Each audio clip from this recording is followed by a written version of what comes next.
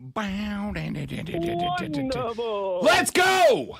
Welcome in, ladies and gentlemen. The Thursday edition of the Rob Brown Show starts now. It's the Fan Upstate. The happiest of Thursday morning. It is Thursday, right? You're giving me a stank face. No, Make sure I got my days right. No, you're just doing something. And I was just like, I'm not going to point it out on the air, okay? Well, yeah, don't worry. It's just going to be, mildly anxiety triggering until just 16 minutes. Volume level was causing some problems. Gotcha. I'm just being a loud butthole is what you're saying. No, I'm just trying to help you. Team. Good morning, ladies and gentlemen. Welcome in. There you go. I could turn it up really loud. The Rob Brown Show is on your radio. As we've learned during my breathing problems. It's the Fan Upstate. Great to have you all on a very busy Thursday morning, the busiest day of the week each and every single week. We have got coming up today at 8 a.m.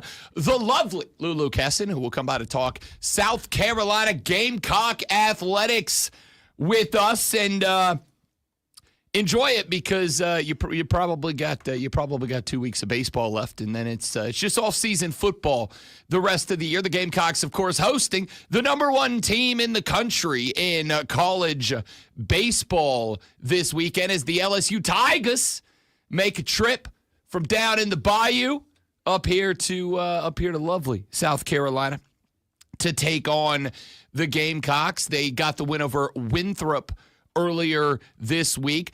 Interesting stat that I read this morning about South Carolina baseball. 22-0 against quadrant 2, 3, and 4 teams. Yet they are a 500 ball club. Okay, what's quadrant? Teams that are effectively teams that are outside of the top 25.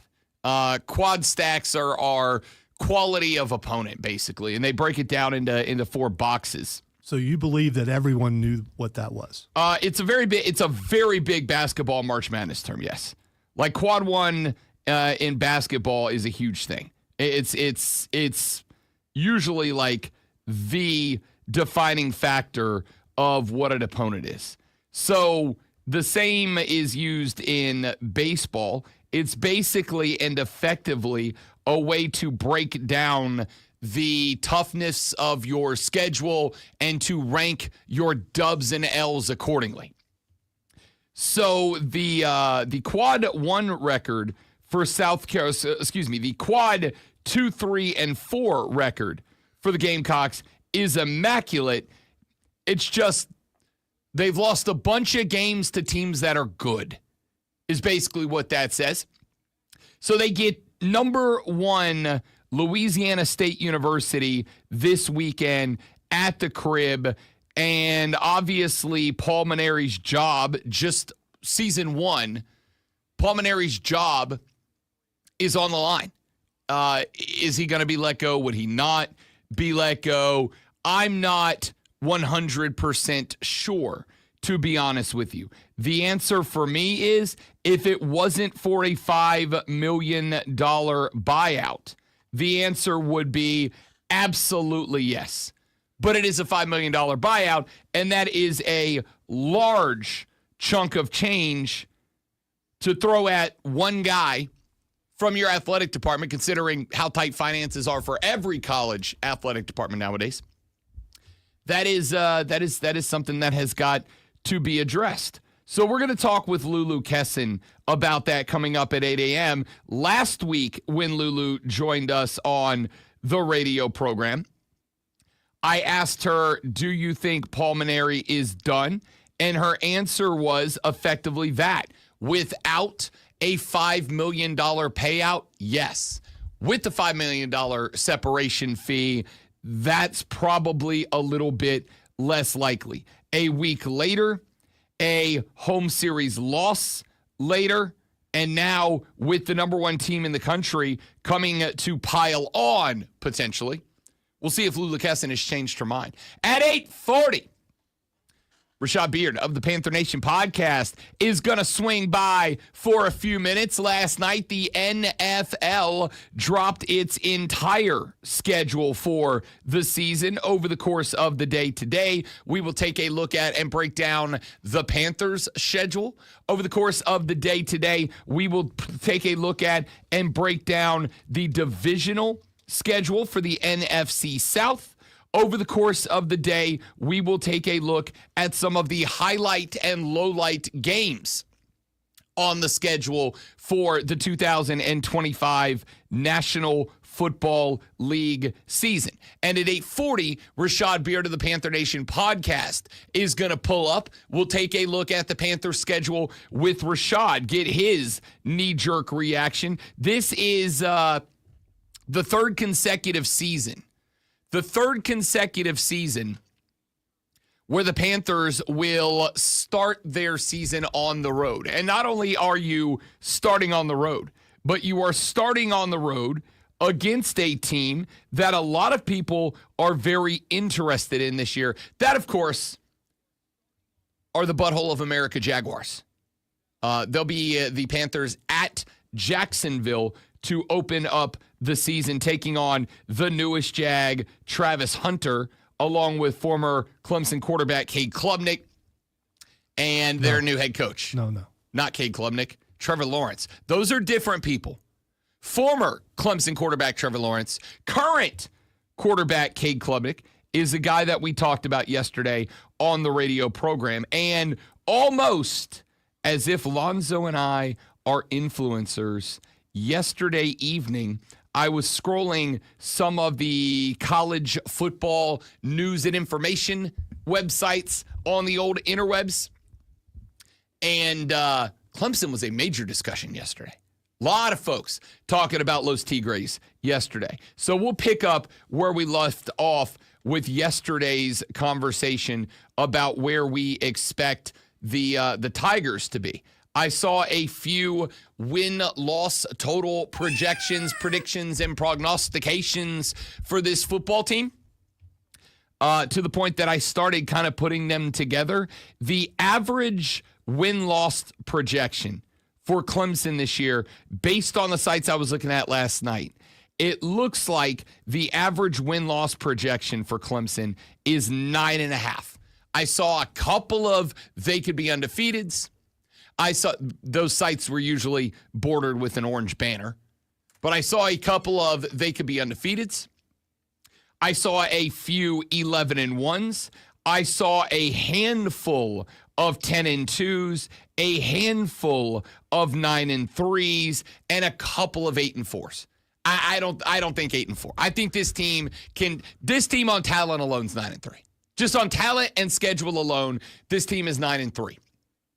Now, how many can they add on to that 9? We will talk about later on today. I gave you some thoughts yesterday on what it will take for Cade Klubnik to have a year and find his way to the Heisman Trophy celebration. We did the same with Lenora Sellers in South Carolina. We will follow up on that win-loss projection, and we'll ask Lou Kesson about it at 8 a.m. when she stops by. But Carolina Panthers' third season in a row where they will start the season week 1 on the road down at Jacksonville. They have one divisional game until the end of September, and then they have a stretch of 6 divisional games, I believe in 8 games, to end the year, including 4 of their last 5 are divisional games. So this is kind of an interesting schedule set up with most of the divisional games for the Cats taking place late in the season. Why? Well, you're going to have obviously a pretty good indication of your pecking order and where you stand in the league at large. And on top of that, when you get to that divisional stretch down the end of the schedule, you will have a pretty good idea of what needs to be done if you are going to be a contender in the NFC South. We will also take a look at the divisional odds for the Carolina Panthers. Have they changed at all since that schedule dropped last night? We'll tell you that and take a look at those a little bit later on in the show. At 9 o'clock, the hating-ass one himself, Mario Herron from the BetMGM network, is going to pull up. Mario is my go-to NBA guy. The Dubs eliminated last night. The Timberwolves take out the Warriors in a gentleman's sweep 4-1, just like I told you, and won some money last night. Because the minute Steph Curry went down with the injury, it was no. I didn't mean to do that. Yes, you Injury. did. Stop. No, for the injury. Stop lying. I don't want. I'm not lying. I don't want anyone injured. Okay, I'd rather see the best of both teams and them still lose. But yeah, I apologize for that. The audacity. Flinch. The audacity. Lonzo was so geeked up to hit Steph and Dre with a ha-ha that he hit him on the injury news. Rough. No Steph Curry, no chance. Said that the minute that man left, game 2. The news was Steph could possibly be available for game 6. I said that morning there will be no game 6. They are not going to be able to take this series to a game 6 without Steph Curry. Put money down on the Wolves in 5 at like plus 225 and made a little mucho dinero last night off of that bet. Steph and the gang headed to Cancun. When did that joke start? When did the Cancun joke start? I think Shaq did it a couple of years ago, right? Yeah, it was either Shaq or Barkley. It started on that show for sure. It had to have. That is 1,000% an Inside the NBA on TNT joke.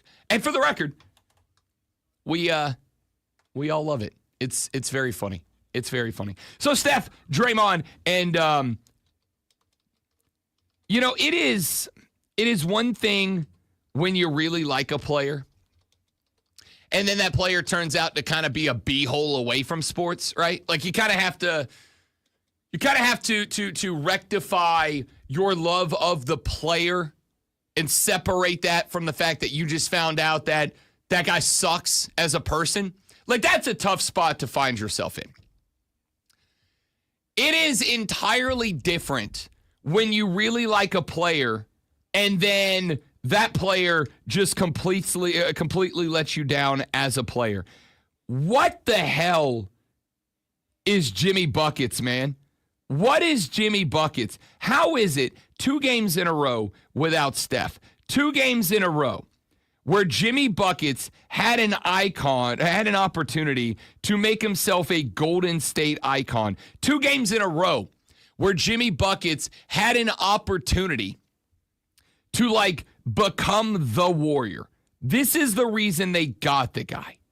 To be everything that Steph Curry wasn't in terms of a score, right? Steph's a 3-point ace, an assist guy, a guy who's shockingly going to get you like a dozen rebounds a night, but he's not a guy who's really going to attack and threaten the cup. Let's go get Jimmy Buckets. Draymond ain't that guy. We all know the guy Draymond is and what his role is. We don't really have that guy coming off the bench that we can say, you're the power forward. Look at me.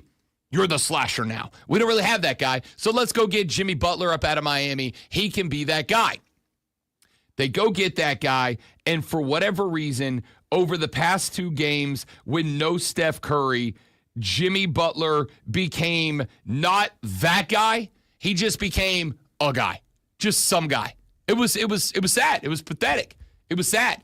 So we're going to talk about that series. Also won a bunch of money last night by taking the Boston Celtics to win that game. That was this series is over next game.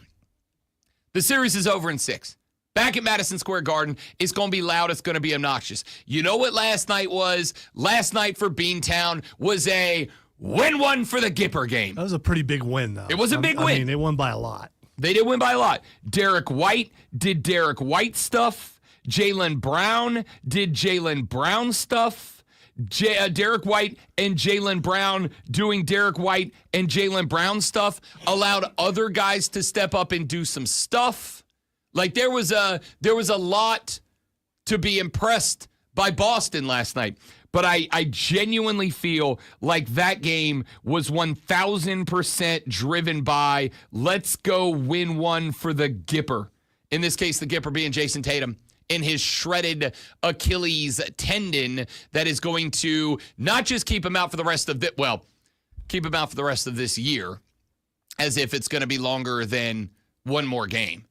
But not just keep him out for this year, maybe keep Jason Tatum off the basketball court next season as well. And we're going to talk about that and what that does for this team. Because I got to tell you, I think the team that was on the verge of being the next great NBA dynasty, I think it gets blown up this offseason. We'll talk about that. But I genuinely feel like last night's game, Boston won it for Jason Tatum. Won it on emotion. Won it for Jay Tate.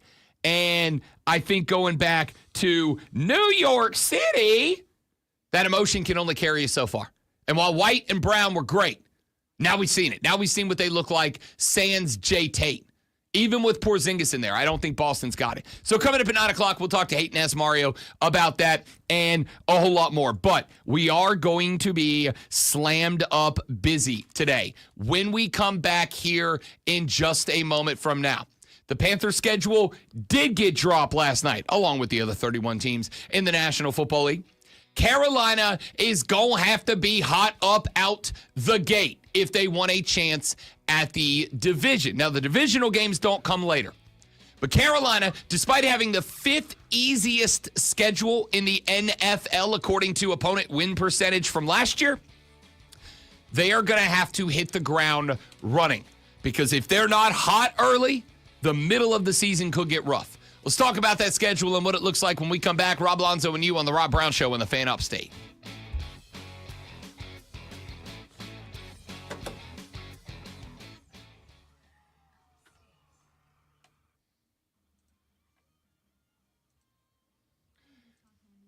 If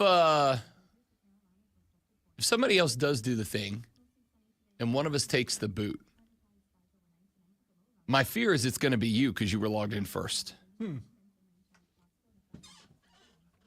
I'm guessing it will be order of login. That's what I'm saying.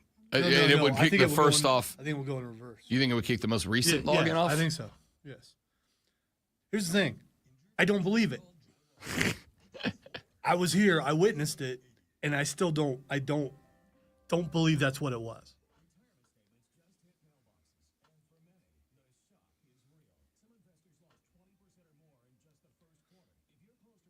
I don't know if you knew this, but you and I are the StreamYard experts in this building. Oh, God.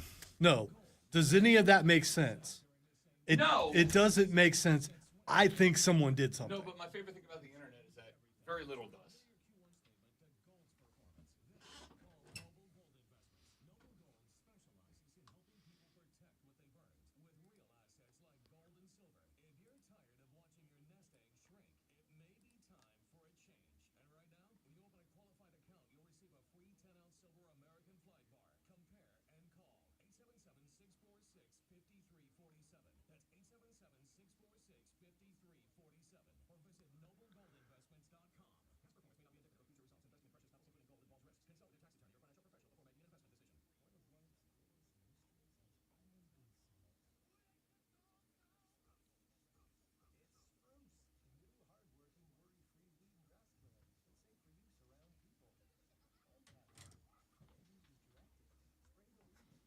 Cool. Didn't need that anyway.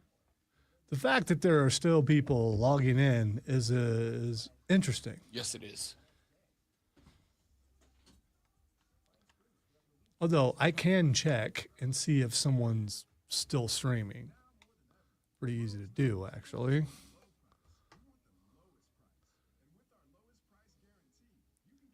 And they are also in a break, but they are still streaming. So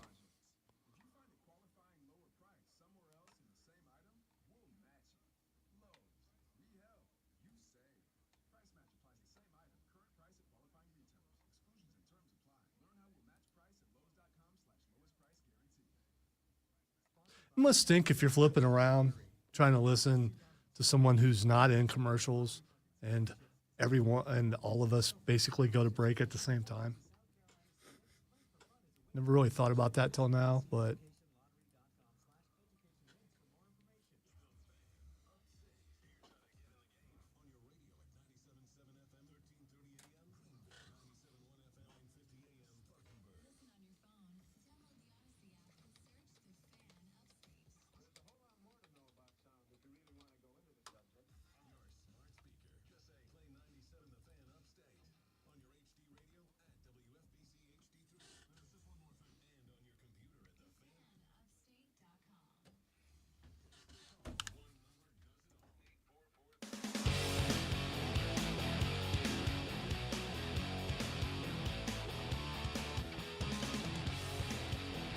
The NFL schedule release last night. All 32 teams found out when, where, and who they will be playing when the regular season kicks off. The preseason kicks off August 8th, which means we are, just over 2.5 months away from the start of football, kind of, sort of, a little bit, maybe, mostly. I'm a preseason guy. I'm all in. I'll watch every preseason snap. The start of football happens when they all make it to camp. I'll take camp. Yeah. Because by the time camp kicks off here in, honestly, less weeks than you'd expect, still too many weeks away. It's in July, isn't it? Yeah. And we are halfway to June now. So by the time camp cooks off, I am in such withdrawal from football that, I'm reading camp reports for sure. So when preseason gets here, even if it is fake football, as I've said before, preseason is for two people, the junkies and the nerds. That's who's checked in. Preseason has never been more important than it is now. And going forward, it's going to be even more important as they have less preseason games. They have less time to look at players who might make a team. Yep. And so preseason is very important right now. Yep, I completely agree. Let's take a look at the schedule. It shapes up this way. Week 1 opening on the road at Jacksonville. Week 2 opening on the road at Arizona. Back-to-back road trips for Carolina to open the season. And I think, Lonzo, that both of these games are wildly important because this year is a tone year for me. Not just these two games as a tone for the season, but this season as a tone for the next 3 or 4 years of Carolina football. It feels like, as we have pointed out, it may be because the division is bad, but this team has an inside track to win the division. And being a divisional winner, being a team that's going to the playoffs, being a team that is going to host a playoff game at least in one round, that's the type of attention that gets the rest of the league to take you seriously. That's the type of attention that gets free agents to take you seriously. That's the type of attention that can do nothing but good for you. And these are two teams that should be, I'm going to say, beatable. Jacksonville's going to be interesting. Liam Cohen, first year, you get him in his very first game. Travis Hunter's going to be out there, first year, first game. This is absolutely a rookie that is going to be a starter. This is absolutely a rookie that's going to be an impact player. You get to be the first team that gets to figure out how to deal with him. But and really quick, I mean, that's going to be a game that a lot of eyes are going to be on. Normally wouldn't, because two teams that most people are picking to not be very good. But because of Travis Hunter, to see if he plays both ways. 100%. He won't. Or he will, but it'll be like 10, 12 snaps on defense time. We'll see. I'm looking forward to watching that. So you get week 1 at Jacksonville. You get week 2 at Kyler Murray. By the way, here's what I want to see. I want to see the side-by-side quarterback comparisons. And please let them stand next to each other on the field. That's just me. But I mean, we have it on good authority that Kyler Murray is taller than what people say. He's 6'2". Yeah. I've never wanted a pregame handshake more. Oh, me too. These two games are important to me because both of these two games are not just that they are a pair of teams that I think are both considered kind of in the same realm as Carolina right now. These are two teams that are considered close to maybe turning the corner. Let's got to go right. You got a new head coach in Jacksonville, a guy that is thought. Hey, the view on Liam Cohen is very similar to the view on Dave Canales when he showed up at Carolina. Can he do it? I don't know. What I do know is that his time in Tampa looked real good. He worked with Baker Mayfield. Dave Canales got Baker Mayfield paid. Liam Cohen stepped in after Canales came to Carolina. He got Baker Mayfield to keep putting up the numbers that got him paid. He was the OC when Tampa won the division last year. Again, not a good division. Won it with single-digit wins, but won the division nonetheless. So there's a lot of excitement about Liam Cohen. This is, I've said a number of times, I think, a make or break year for Trevor Lawrence. A year to prove. Not necessarily that, like, he's going to take the Jacksonville Jaguars from perhaps the most disappointing season in their history last year. They were projected to win that division last year. Instead, they were fighting just not to be last in it. And to me, it feels like this is a year, maybe not for Trev to take the Jags to the playoffs or not, but just to show to his first-year head coach, I'm your guy, I'm not your guy. And they said, at least it felt to me like they said, we're going to give you the opportunity, which means we got to give you weapons. Let's go get the best athlete in this draft. Let's go get the best wide receiver in this draft. Let's go get that guy that is going to be the biggest weapon we can get you in Travis Hunter. We'll make a trade move to go grab the cat, and we'll see what happens. So it feels to me like they are all in on giving TL16 his opportunity this year to prove that he's the guy or that he's not the guy, which means you are going to likely get a Jacksonville Jaguar offense that nobody else has gotten yet. So it's going to be kind of unique and interesting. Week 2 against Arizona, another team that people feel like should be on the verge of turning the corner.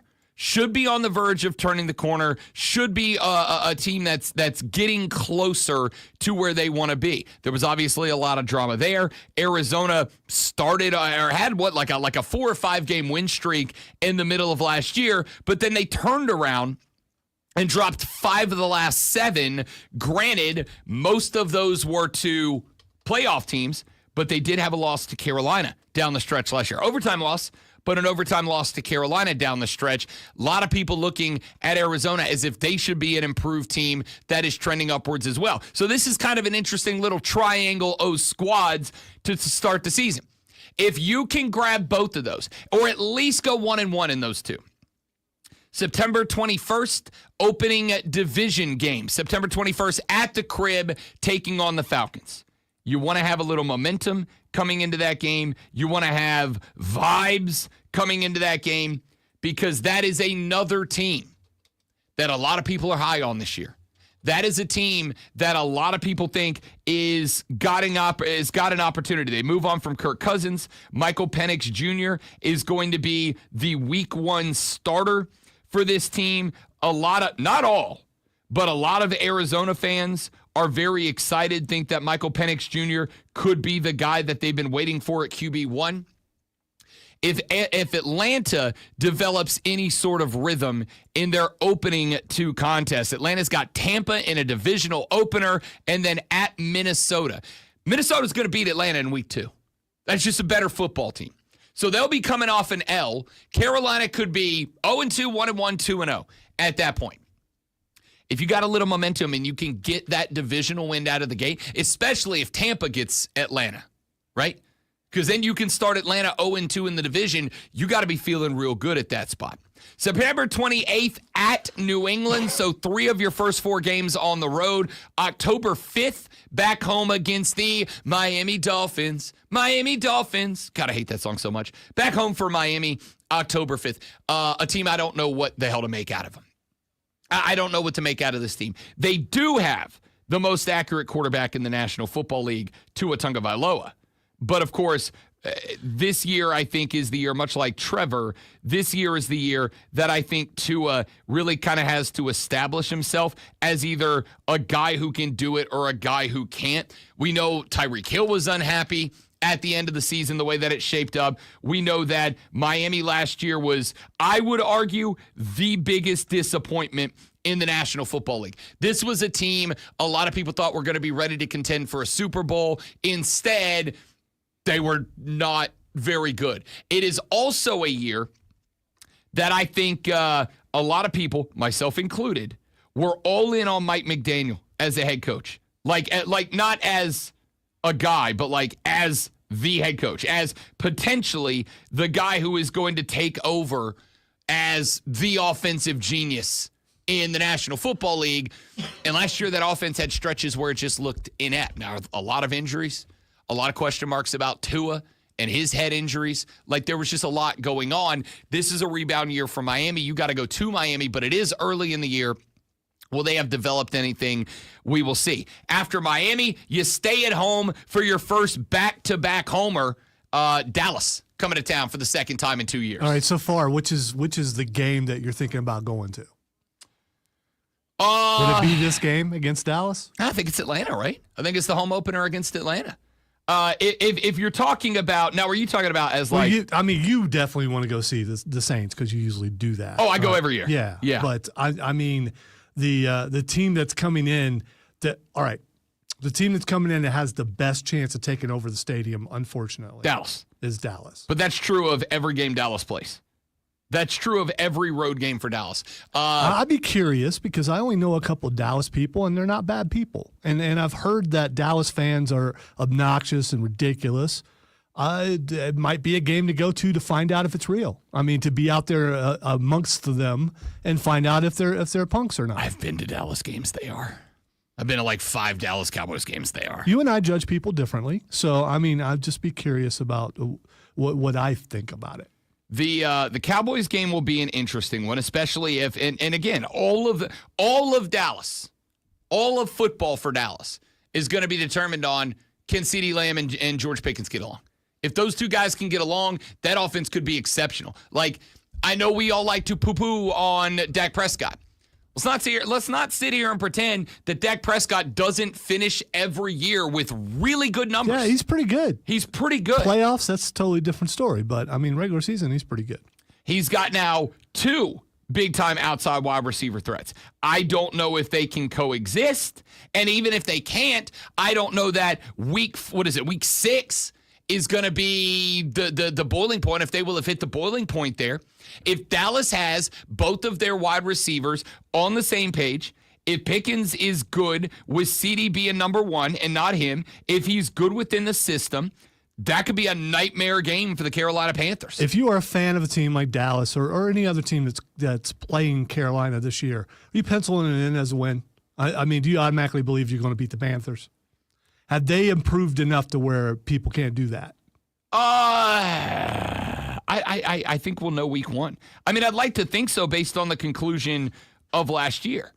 But I also can't say that is for certain, right? Like, I think there are question marks still about this team. We're going to talk with Rashad Beard about this later on in the radio program. But I think you look at what they did down the stretch last year. They beat Arizona. They had a game against Dallas that Dak and the boys ran away from late. They went to Philly, lost by 6. Like late in the season when Philly was hitting their stride. Went to Philly and lost by 6. So I'd like to think so. After Dallas, they've got one more homer in a 3-game set at the crib. That is going to be the New York Jets. Justin Fields and the gang coming to town on October 19th. When we come back, the back half of the schedule. The Carolina Panthers do have a couple of primetime games, including a Monday nighter against the 49ers. They've got the Buffalo Bills, Josh Allen, and the boys coming to town. We'll tell you how the second half of the schedule sets up and give you some early predictions and prognostications when we come back. Rob Alonzo and you on the Rob Brown Show. It is the Fan Upstate.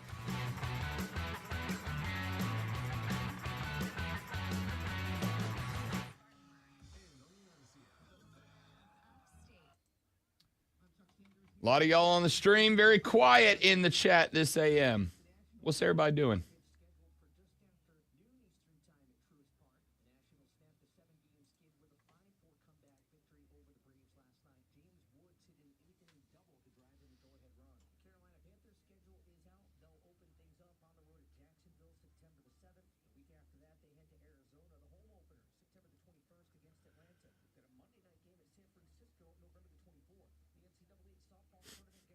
I just said that, announcer guy.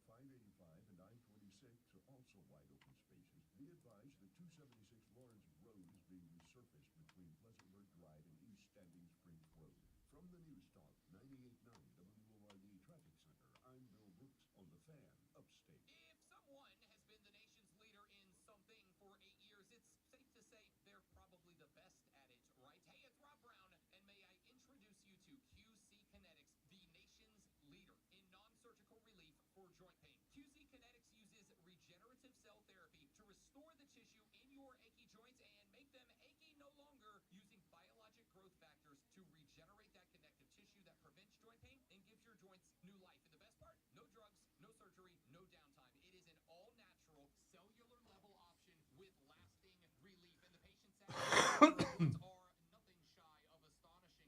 Summer is almost here, so do everything you want to do without being slowed down by joint pain. Call QC Kinetics now and learn about these cutting-edge treatments and live your best life. Call QC Kinetics at 864-448-3772. 864-448-3772 in Greenville and in Asheville. 864-448-3772. It's QC Kinetics.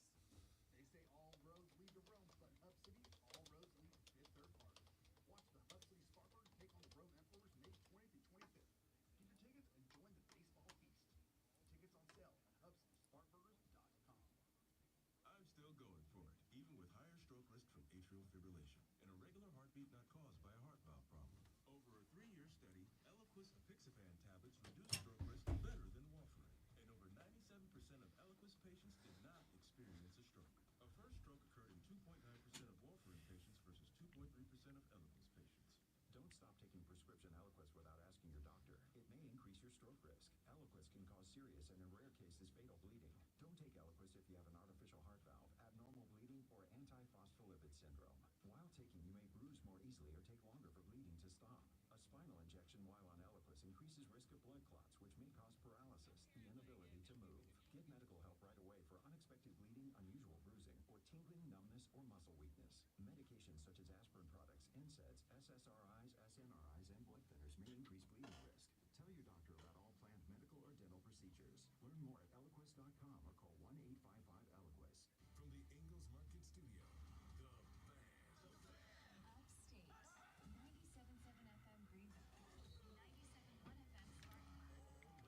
the band. Upstate, 97.7 FM Greenville, 97.1 FM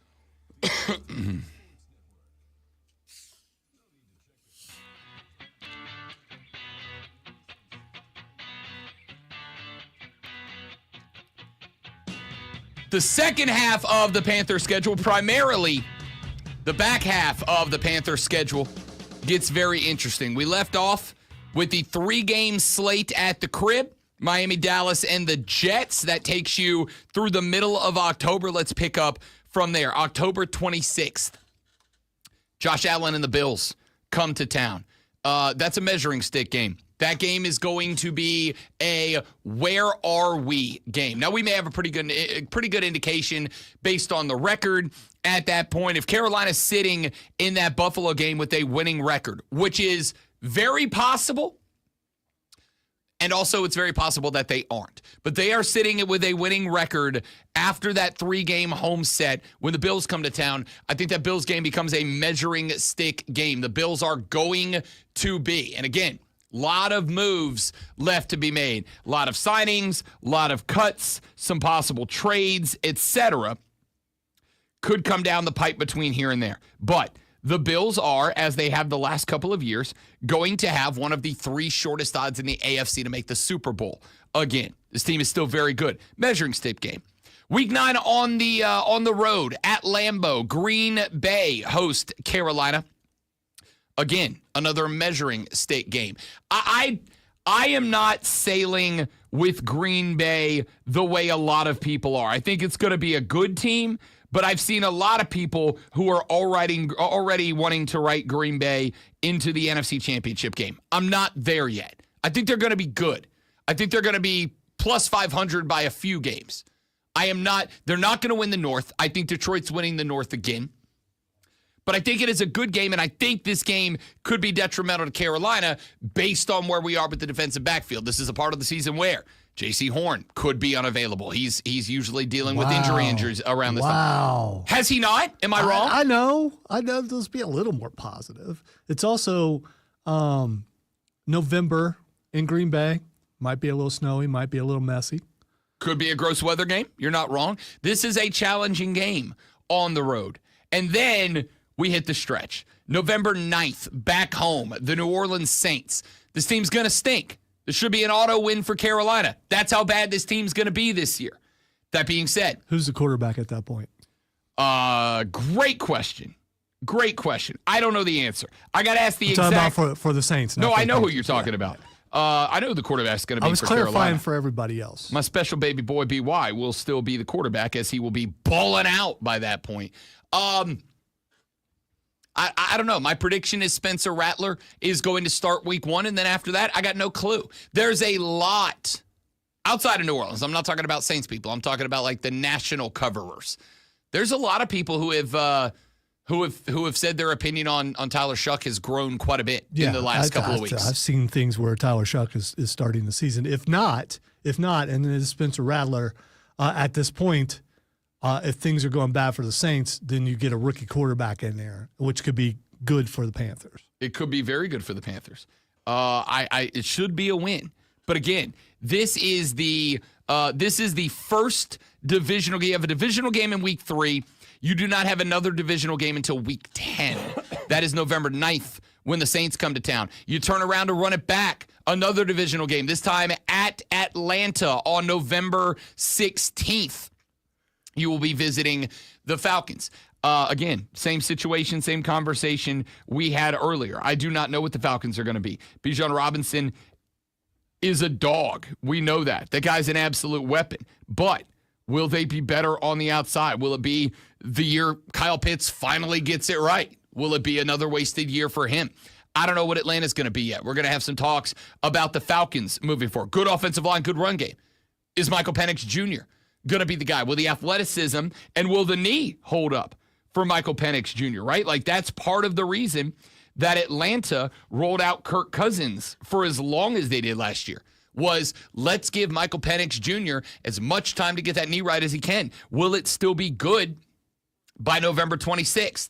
We'll talk about that a little bit more with the Falcons. We'll do a season preview, a schedule preview for the Falcons later in the show, too. November 24th, Monday Night Football. Are you ready for some football? On the road at San Francisco. I don't know. I mean, was last year an anomaly for the 49ers? I don't think so. They were not that good. I don't think so. They were not that good, and they were not that good with Deebo Samuel. This year, they're going to be trying it without Deebo Samuel. And how many times did we say last year, even when the team is bad, Deebo Samuel is the engine that makes that offense run? Even when he doesn't have the ball in his hand, Deebo Samuel is the engine that makes that offense run. They do not have that guy. I still believe, and I've gotten some pushback against this, and I've gotten a bunch of guys who agree with me. I think Brock Purdy's a very average quarterback. I just think Brock Purdy has been surrounded with the best set of skill position players in the NFL, with maybe only Minnesota able to compete for that title. I don't think the 49ers are going to be that good this year. In fact, I'm probably going to take an under win total bet on the Niners this year. November 30th, you will come back home. Another left coast team. This time it's at the bank. The L.A. Rams come to town. I'm actually kind of high on L.A. this year. I think the Rams are going to be a squad this year. I think Sean McVay is going to be a dude on a bit of a mission this year. This is also a playoff team. So I would not chalk this one up as a W just yet. Now, if you're coming off of a win against San Francisco, you're probably riding pretty high right now, because that is likely back-to-back wins, with the Falcons thrown in the middle, could be on a 3-game win streak, could be on a 2-game loss streak at that point. You've got the bye week in week 14. That is December 7th, so kind of a late bye for the Carolina Panthers in week 14. Then December 14th, coming off the bye on the road at New Orleans. December 21st, back home against the Buccaneers. Back-to-back divisional games. You have your Week 17 final non-divisional game at home against the Seahawks. And then for the second year in a row, you will wrap up the season on the road at Tampa Bay for what could be, and I'm glad that they put this game last, because it very well could be a game for the divisional crown. That game could be. Not saying it will. Got to see what Atlanta's got to say about it. But that game very well could be for the division. It could also be that game plus whatever Atlanta's going to be doing at that point. That ends up determining who ends up winning that division. In fact, let me see who Atlanta has in Week 18. I would not be shocked to see Atlanta with New Orleans. I don't have their schedule. That's exactly who it is. Week 18, Atlanta, New Orleans, and then Carolina at Tampa Bay. That could be a pair of games where any combination of wins and losses between any two teams could decide who is going to win that division down the stretch. I'm intrigued by that. So that's the schedule as it shapes up. By the way, week 17 and 18 for all 32 teams are all possible flex games. So those games are TBD. All games, with the exception of 2 Saturday games, will be played on Sunday. There is no Thursday night football. There is no Monday night football. Every game in week 18 will be played on Sunday, with the exception of 2 Saturday nighters. Now, I'm kind of intrigued by that. Do they move, if with week 18 being primarily made up of divisional matchups, do they pick like a division for Saturday night, right? Like, we're going to play all 4 teams from the NFC North. If there is a division, which the NFC South may very well may be, if there is a division where all 4 teams or 3 of the 4 teams are eligible to win the division in week 18, is there a possibility that division is solely featured on Saturday, week 18? It's got to be according to playoff eligibility, doesn't it? If you're on the edge of making the playoffs, that's a more interesting game. I mean, it is, and obviously, like, the NFL makes its decisions, as it should, no harm, no foul. The NFL makes all its scheduling decisions in events like this based on what's going to make the most compelling television. And to me, it would feel like if I've got 4 teams, or 3 out of 4 teams, all eligible to win a division, I would play both of those games on the same night. Now, I'd like them played at the same time, right? Like, I think, this is why I've said before, I think week 18 on Sunday, we should have 16 games on Sunday, and they should all kick off at 4:25. It should be a week 18 football fiesta. All 32 teams, 16 games, all being played at the same time on Sunday. That way, either nobody's score watching or everybody's score watching. Nobody knows what their fate is going into the last game, or everybody does. That's how it should be. Panthers tied for the 5th easiest schedule in the league. Their opponents had a 45.7% win percentage in 2024. As mentioned, the Vegas over-under total for wins for Carolina this year is set at 6.5, but there is a little bit of news. Last I checked, in fact, I'm going to go check it again while I'm saying this. Last I checked, the juice was to the over. That means that it is more likely that they go over than under. So it's like last time I checked, and again, I'm going to go look at it right now just because I'm curious. Let me see if I can find our division projections. The NFC South finishing projection. The Falcons actually have the shortest odds to win the division at plus 160. The Bucs at plus 170. The Panthers at plus 290. The New Orleans Saints at plus 600. Not great, Bob. Not great. The over-under total, and I'm looking for the exact numbers right now, but the last that I looked at it was Panthers were at 6.5, and the juice was to the over. That is to say, the folks in Vegas believe it is more likely that Carolina will get to the over than the under in that division. So, a lot going on for you there. As far as highlights and takeaways, I will go with this. This is first and foremost that Monday Night Football matchup against the 49ers. That comes in week 12.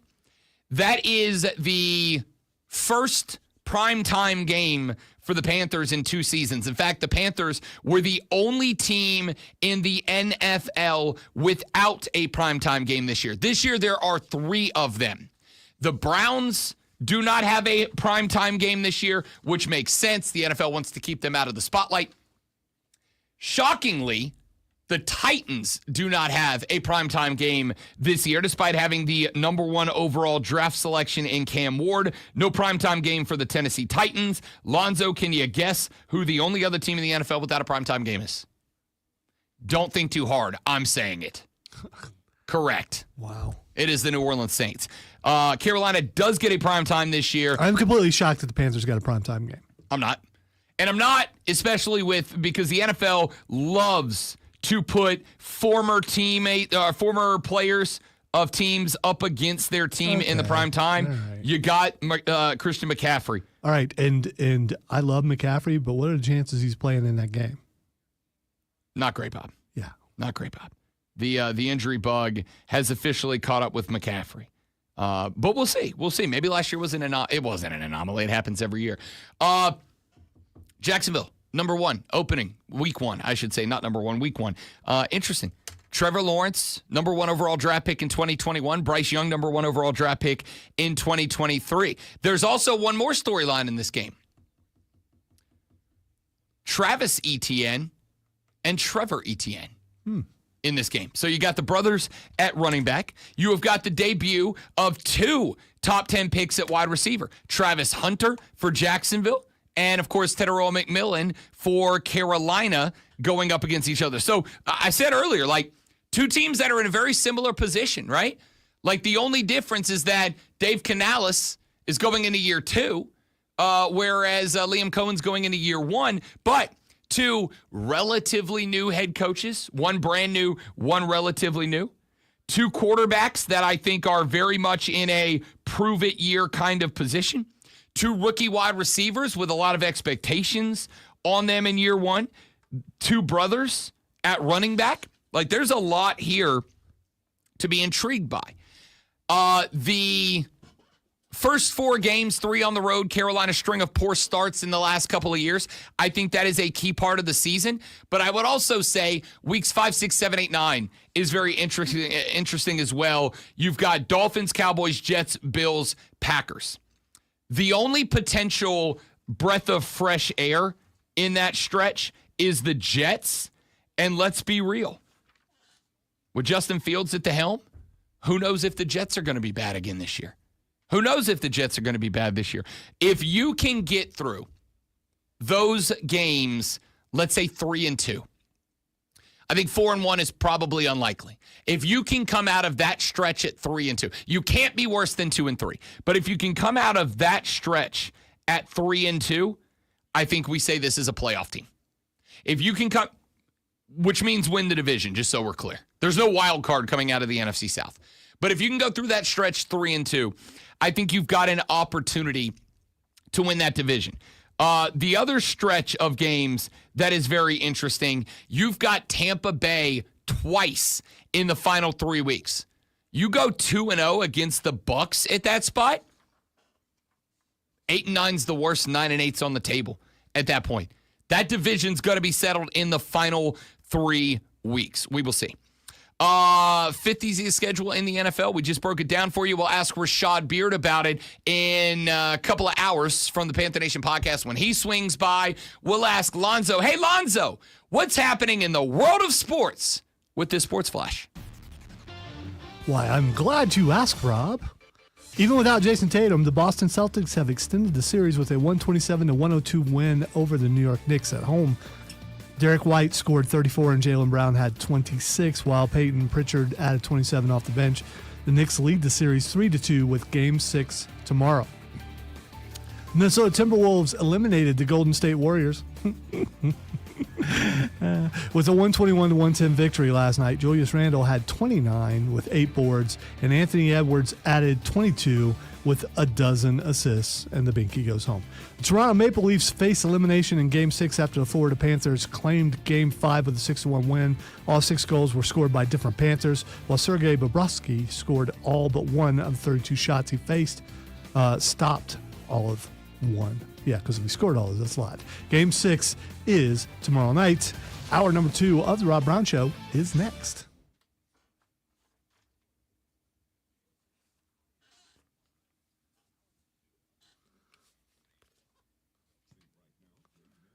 Okay. Call home and tell mama.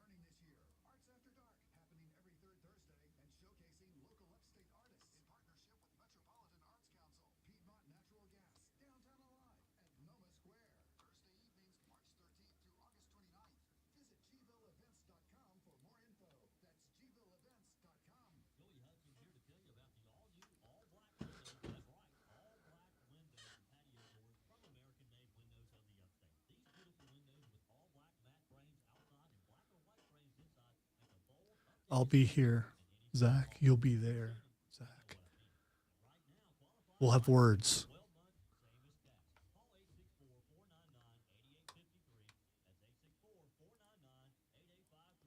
other sports talk show. It's BetMGM Tonight, Monday through Friday from 7 to 11, only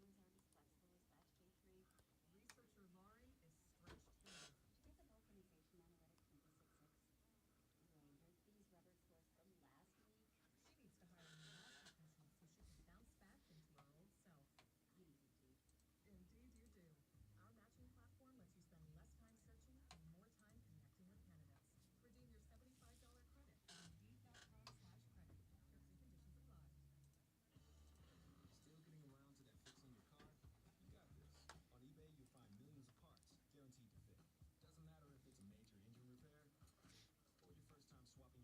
night's games as they happen. Get the latest scores, sides, totals, props, parlays, futures, and much more with real-time, relevant sports wagertainment tonight at 7. BetMGM Tonight, exclusively on the Fan. And on the Odyssey app. Wire to wire with Diesel and Cole Bryson. Turn on, leave on. Bryson Mann of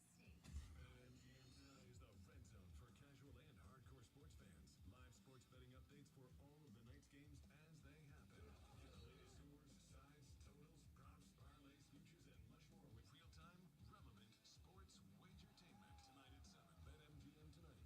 here on the Fan Upstate. Look at South Carolina and Texas in particular in your SEC matchups where I think adjustments throughout the game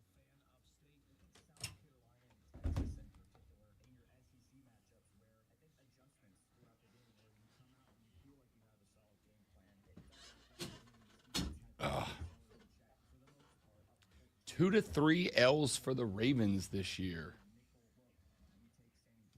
That's a heck of a prediction. 15-2, 14-3. I mean, I don't think you're wrong.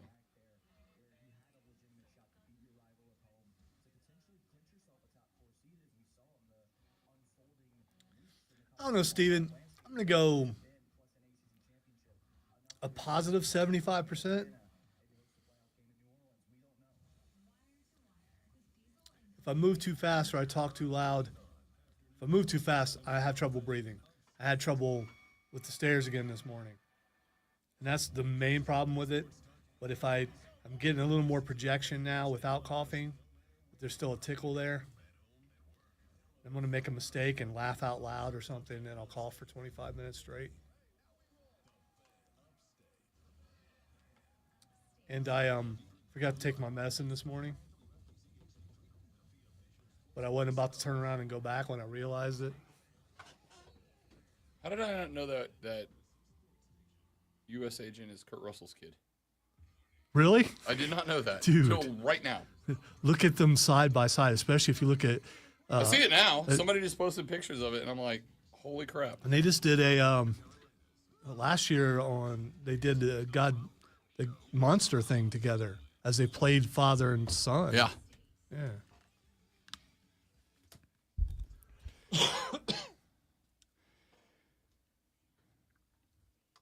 The Rob Brown Show back on your radio. It's the Fan Upstate. Rob Brown, the Great One, Lonzo, and you.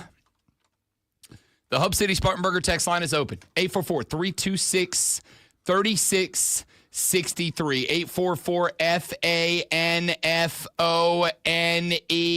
If you'd like to text the show, if you'd like to call the show, you use the same number,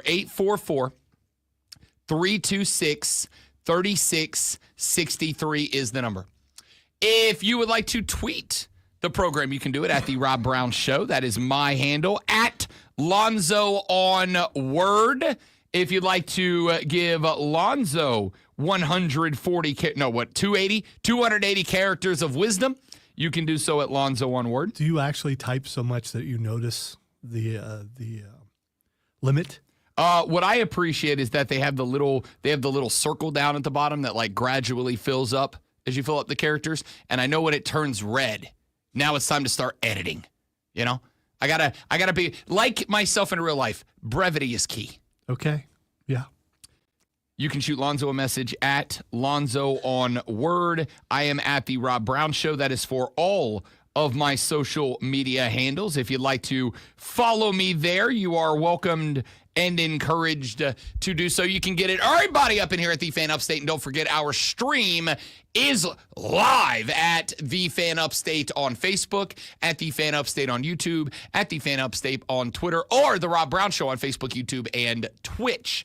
If you'd like to get at us in that direction, you are welcomed and encouraged to do so. It is 7:02 in the AM portion of the day, which means it is time for us to tell you about everything going on in the world of sports, or at least the things going on in the world of sports that you will be talking about when you get to the office this morning. When you get settled in, when you respond to those passive-aggressive emails that you don't want to respond to, but you have to because the whole gotta be able to pay my bills thing you got going on, whatever. I'm thinking 11, 12, maybe 13 minutes of good, solid work, and then you stand up. You step away from the desk. You tell that one nosy Nancy that gives you the side eye like, is that guy taking a break already? Shut up, Nancy. I got to go to the bathroom. And then you don't. You just sneak on down to the hallway, head to the break room, head to the water cooler, talk to your friends. You're going to be talking about this stuff. Are you ready for the playbook of the peculiar, the almanac of the absurd, and the encyclopedia of the extraordinary? Well, you better be, because we're diving headfirst into the 3 top stories that will have your coworkers saying, It's definitely a no for me, dog. even before they take their first bathroom break. No. Here we go. Welcome to the water cooler cheat sheet on the Fan Upstate. It is the water cooler cheat sheet, the top 3 sports stories that you need to know before you get to the office this AM and start talking sports. When you do, this is what you'll be talking about. Let's dive in with item number 1. 127-102, the Boston Celtics are still alive after a Game 5 victory at the house over the New York Knicks. It was exactly what I thought it was going to be. An emotional night, a win one for the Gipper night as Jason Tatum's season is over with a ruptured Achilles. 34 from Derek White on 9 of 16 from the floor, 7 of 13 from behind the arc. Jaylen Brown went 9 of 17 from the floor, 3 of 5 behind the shooting range stripe. He had 26 points on the night. You also got 17 off the bench from Peyton Pritchard. This was a predictable game for me. This was a game where the boys were going to be thinking about their boy Jay Tate, who is done for the year. The reality of the situation is, now the Knicks have seen what this team is when you have White, Brown, and Pritchard leading the charge. I do not suspect that Boston is going to survive Game 6 against the Knicks, now facing elimination. Over in the other NBA game last night, the Golden State Warriors were ultimately eliminated from playoff contention by the Minnesota Timberwolves, a 121-110 victory for the Twolves last night. You got off of 29 points off of Julius Randle, 22 off of Anthony Edwards, also had a dozen dimes in this game, 17 on the inside from Rudy Gobert, who was 8 of 9 from the field. and had a free throw in there to make it to the 17-16 from Mike Conley when it was all said and done. 13 off the bench from Dante DiVincenzo for Golden State. 28 from Brandon Podziemski, 17 from Jimmy Butler on 4 of 11 shooting. This was a legacy series for Jimmy Butler. Unfortunately, it wasn't the part of the legacy that he would have wanted it to be. I thought this was a game. I thought this was a series after Steph Curry went down. Maybe Jimmy Butler can help the Warriors just survive until Steph can go. The thought was Steph would be available for game 6. The question was, can Jimmy Butler do enough to keep them alive until game 6? If he could have pushed it for one more game, made this 3-2 last night, you get Steph back, winning 2 in a row is not improbable for Golden State. But for whatever reason, Jimmy Butler, with 42 minutes played, attempted the same number of field goals as Draymond Green did. Draymond was 4 of 11, 1 of 6 behind the arc for 10 points. I don't know why Draymond's lifting that many threes in a game. Not my business. Steve Kerr is taking some heat this morning because Steve Kerr said, yep, we would have had a chance for a championship if Steph Curry would have stayed healthy. And apparently that was a controversial thing to say. Why are you laughing? Because that's funny. No, you wouldn't have had a chance of a championship if Steph Curry was playing. I disagree. Were they undefeated in the series when he was there? No. Okay. But they weren't totally defeated as they were without him. Okay. Without Steph Curry, they didn't win a game. Mm-hmm. With Steph Curry, last night, if they have Steph Curry, I'll say this. Last night, if they have Steph Curry, I think they win that basketball game. Honestly. I think the Timberwolves who pulled away late, well, that's not really true. Golden State actually outscored them by 10. I think with Steph Curry in that game, they win that game. We are looking at a 3-2 series. Honestly, I don't know that they don't win the last game with Steph Curry. Yeah. He wasn't there. They didn't win. Go home. Well, they are. You too, Steve. Go home. They are. Go home. But I also don't think that yell at the wall. Go home, yell at the wall. I don't think that Steve Kerr is incorrect in his philosophy Steph here. can Either go way, home and place his beaky in a place of honor.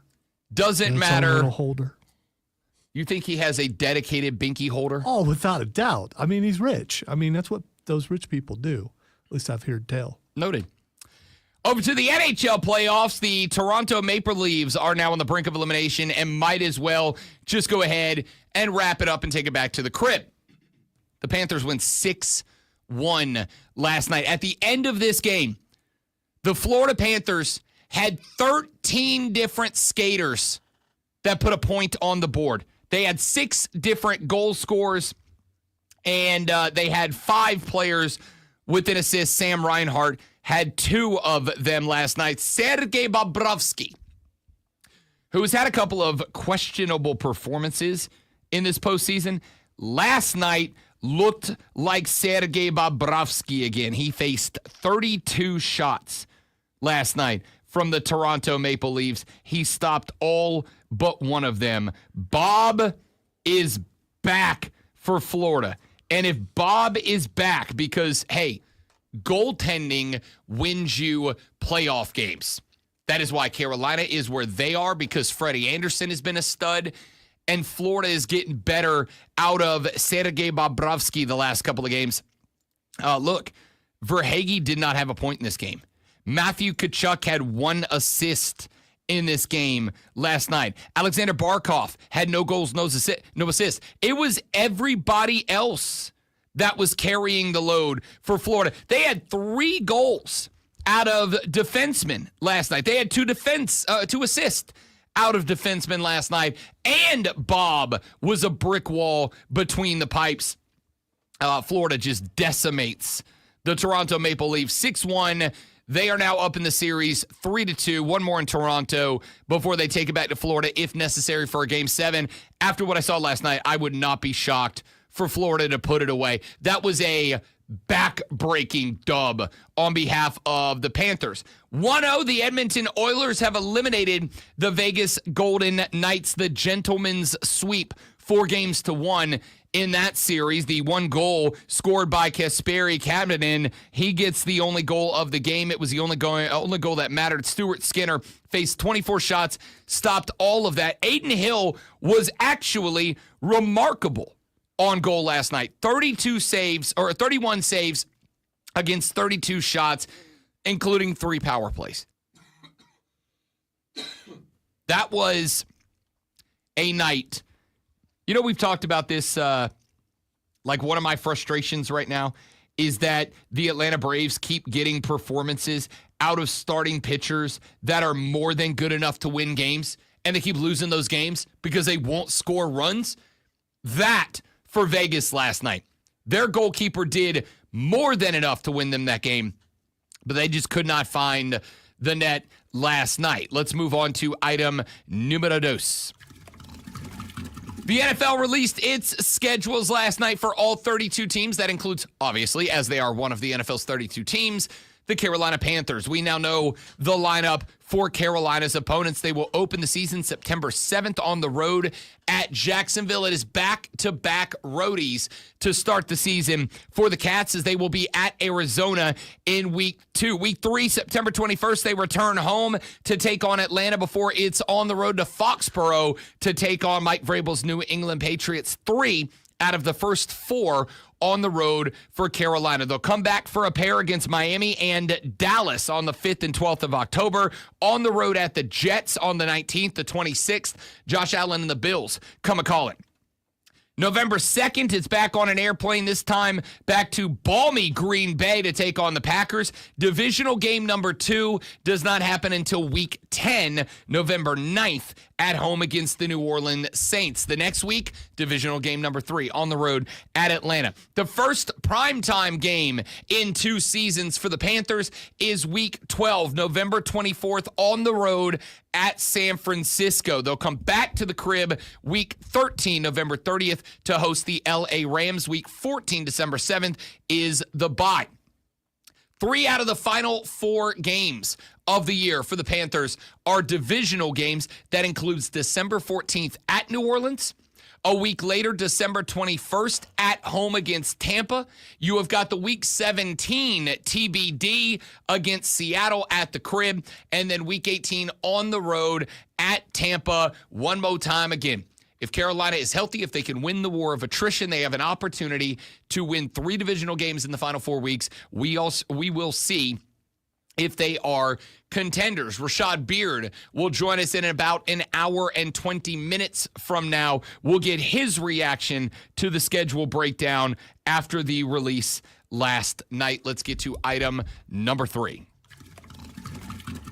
I have gone back and forth on what to include on item number 3. I could put the Braves game here last night as they give up another late lead, this time to the Washington Nationals. The Braves spent exactly 24 hours at 500 before they gave one back and now are back to 1 game under 500 at this point.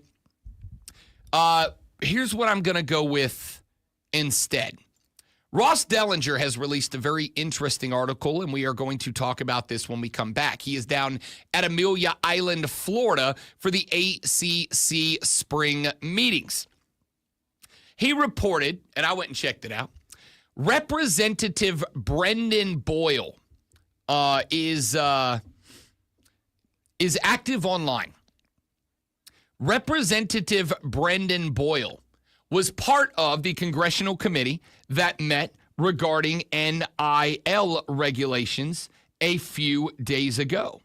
Representative Brendan Boyle sent out a tweet on Twitter that said, and I quote, "The next time the Big Ten or SEC wants to meet with me about NIL, they need to be prepared to first explain to me how they justify trying to rig the college football playoffs. #greed. Why did Brendan Boyle tweet this out? Well, apparently, the fight over automatic qualifiers in an expanded college football playoff is a little more heated than we thought that it was. Apparently, according to Ross Dellinger, there are now some folks that are being very openly hostile towards the current 4-4-2-2-1 setup. The setup where the SEC and the Big Ten would get 4 AQs, the ACC and the Big 12 would get 2. There would be 1 left open for the highest ranked group of 6, and then just 3 at-large bids available. And now members of Congress are getting involved. So when we come back, I'm going to tell you why Brendan Boyle kind of has a point. Rob Brown, Lonzo, the Rob Brown Show is on the Fan Upstate.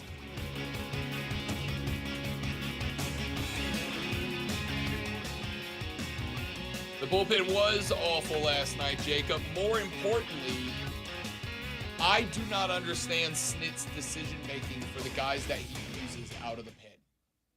You're not going with matchups that I like. You're not going with the hot hand.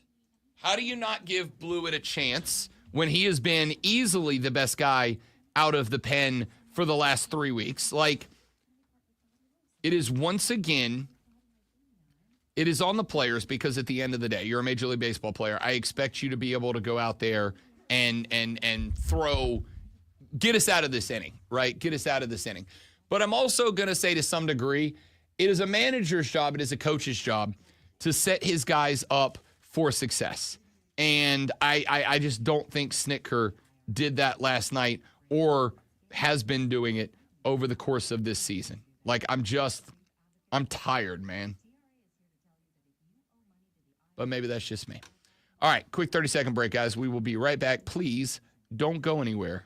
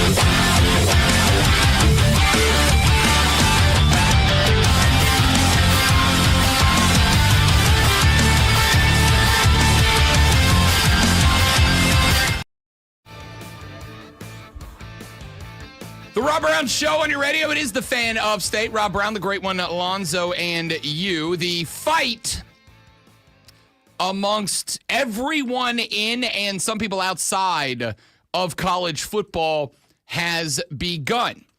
The college football commissioners, according to Ross Dellinger of Yahoo Sports, have been meeting separately and aside from the college football playoff committee. Obviously, whatever format is approved will be approved by the college football playoff committee. However, the conferences will have to agree with it.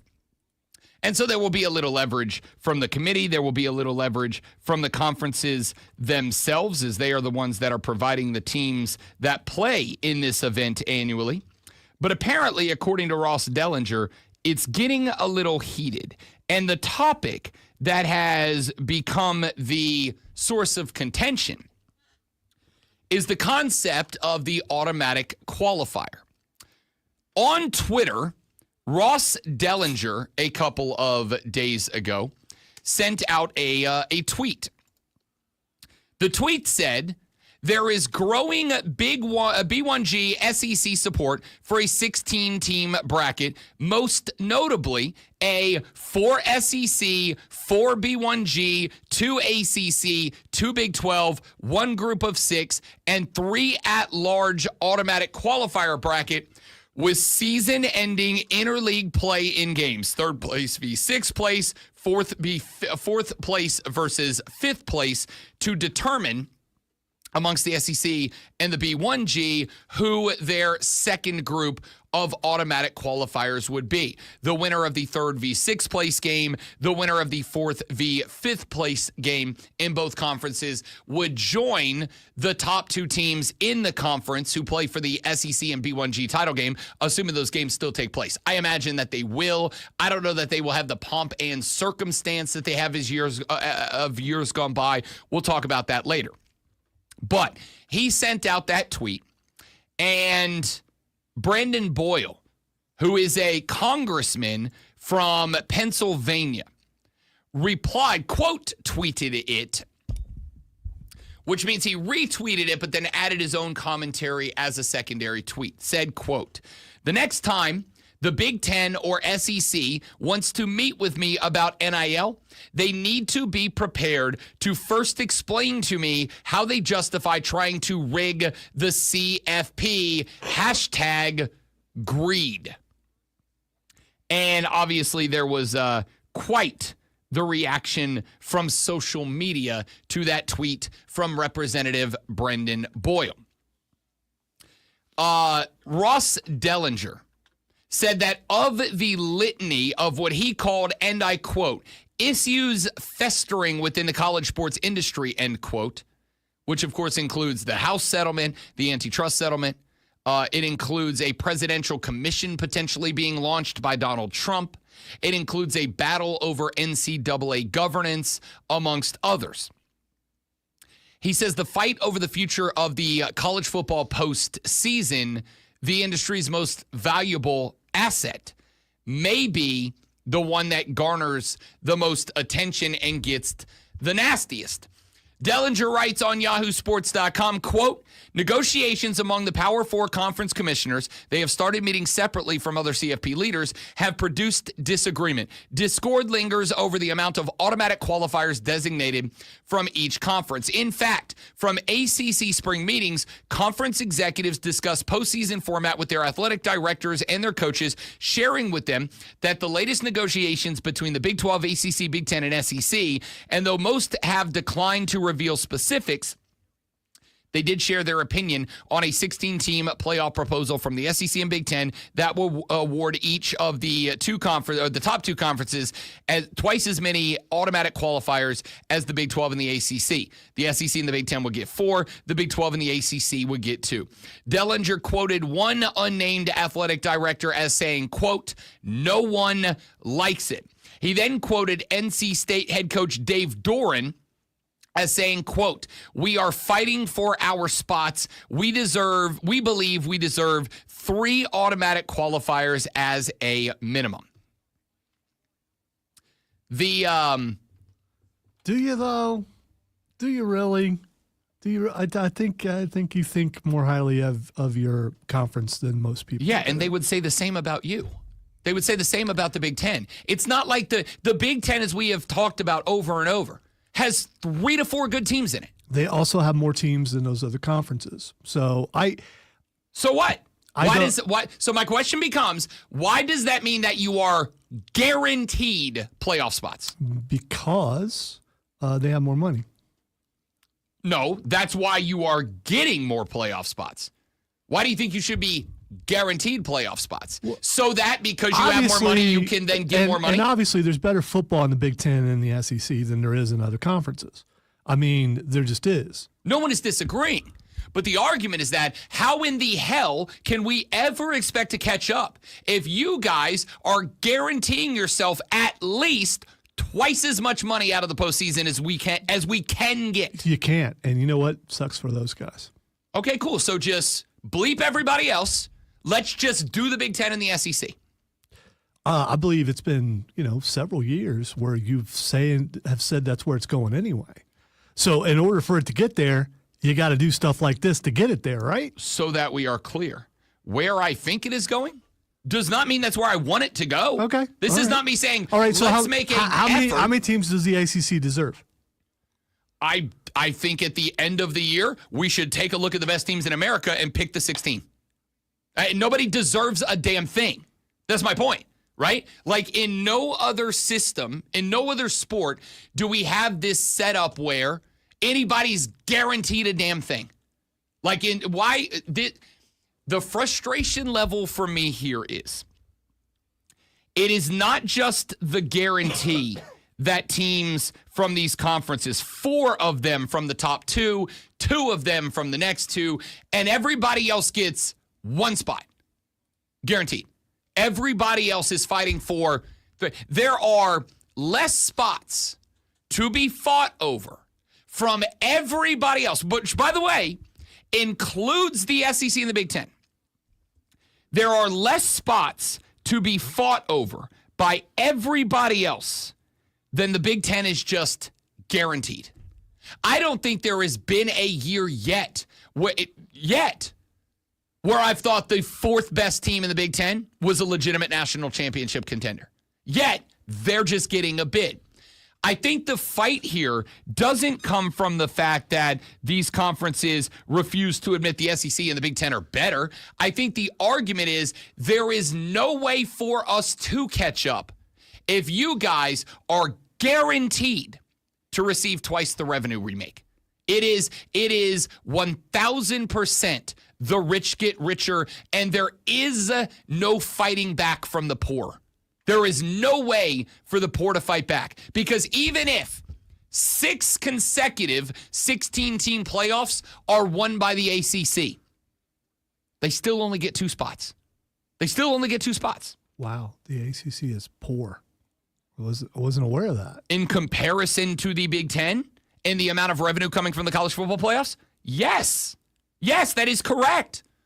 I think acknowledgement is important here. Yes, I only have $500 million, but that guy's got $1 billion, so I'm poor in comparison. In terms of, okay, we are more arguing that guy's got $1 billion and we got 100,000. Yeah, that's poor by comparison. Correct. And no, we're not, because the ACC makes millions of dollars, so we're not arguing 100,000. We're not doing that. We are making the argument here that when it comes in the ability to keep up with LSU, who built a locker room, state of the art, and then tore it down a year later to build a bigger one, nobody in the ACC can do that. Nobody else in the ACC can do that. LSU can do that. The SEC schools can do that. The Big Ten schools can do that. So when these schools have the opportunity to bring in twice as much CFP money, because they're just guaranteed 4 spots. This is one of the spots that I will lean on an old cliche. All that should matter is what happens on the field. When it comes to football, when it comes to the championship, all that should matter is what happens on the field. And under this system, with 4 AQs going to 2 conferences and the ACC and the Big 12 getting 2, it doesn't matter what happens on the field. It just doesn't matter. Your conference is going to bring in, unless the ACC sneaks a third team in there, unless the Big 12 sneaks the third team in there. And even then, even if those two conferences both were to get a third team in, they have 3 teams that are considered championship caliber.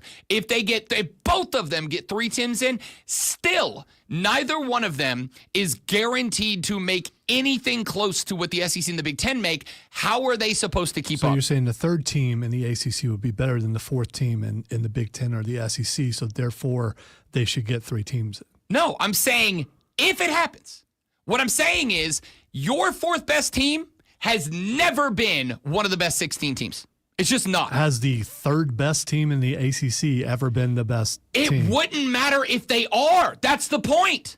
It doesn't matter if they are. The third best team in the ACC could be 11-1 and get locked out because 2 12-0 teams go.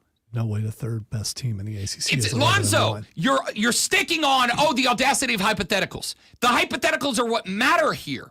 You are guaranteed the payday of 4. No matter how terrible your conference is, you're guaranteed the payout of 4.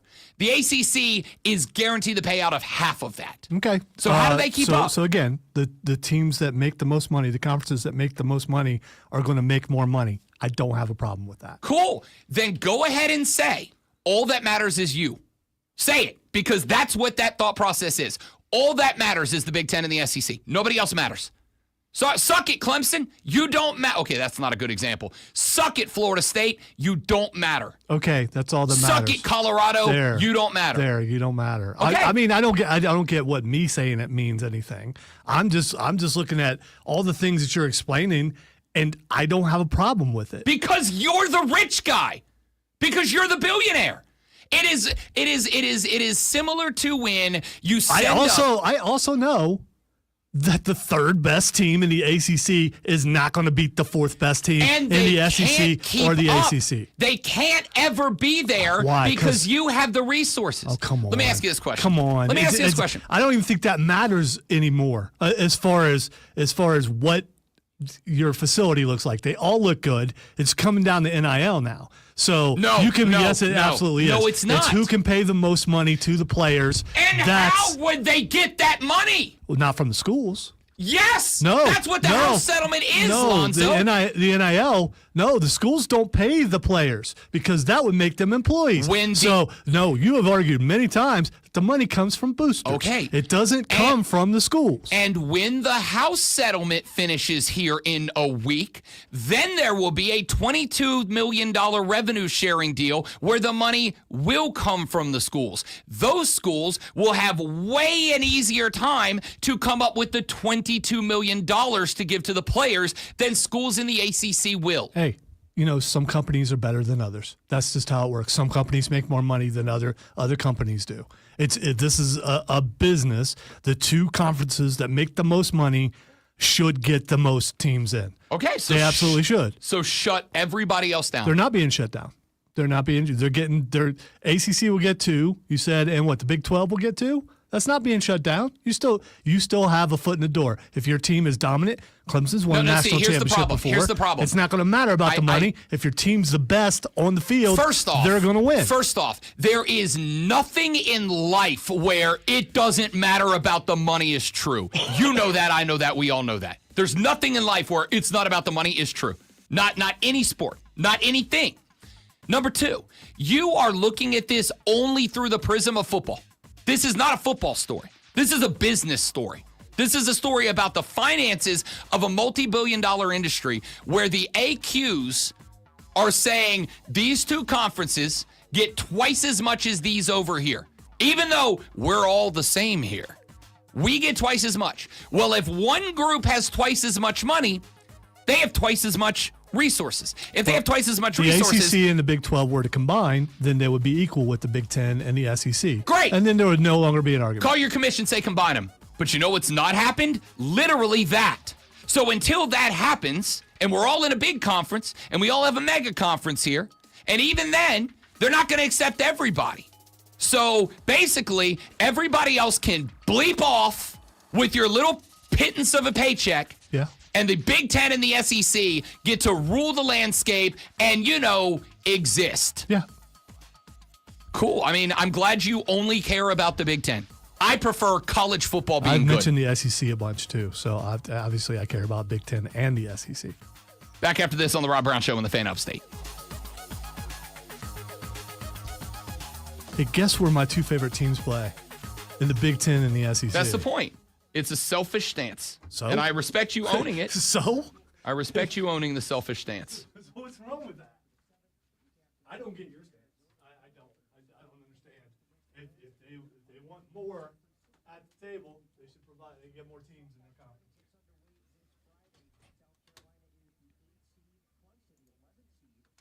All right, give me 30 seconds. We will address y'all's comments when we come back here in just a minute. Don't go anywhere.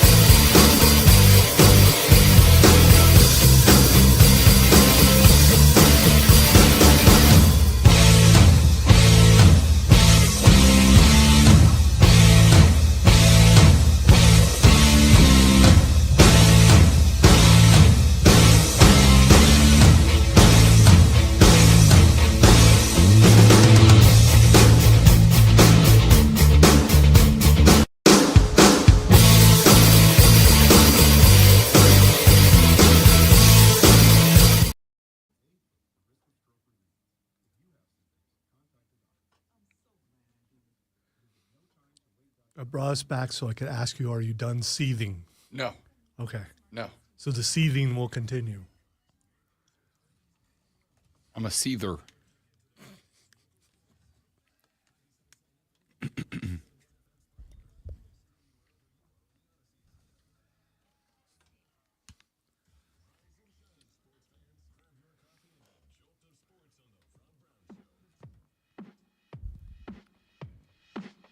I was thinking about something during the break, and I've been sitting here saying over and over and over, oh, well, there's 3 at-large spots.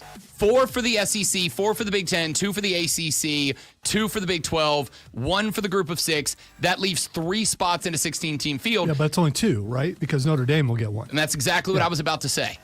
That presumes that Notre Dame does not finish inside the top 16, in which case they would take one of those 3 spots. So really what we are saying is the conferences get this many, And then the entire rest of the college football landscape is fighting for 2 spots effectively. Because, and this is not to say, oh, Notre Dame is going to be top 16 every year. But we all know that Notre Dame usually gets some favorable spots, right? Like they get the benefit of the doubt, whether it's because of the brand or because of the value that they hold or because of the television audience they have or do whatever. that without being in a conference? That doesn't make sense.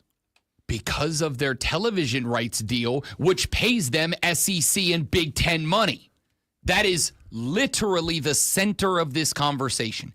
The center of this conversation has not a gosh darned thing to do about football.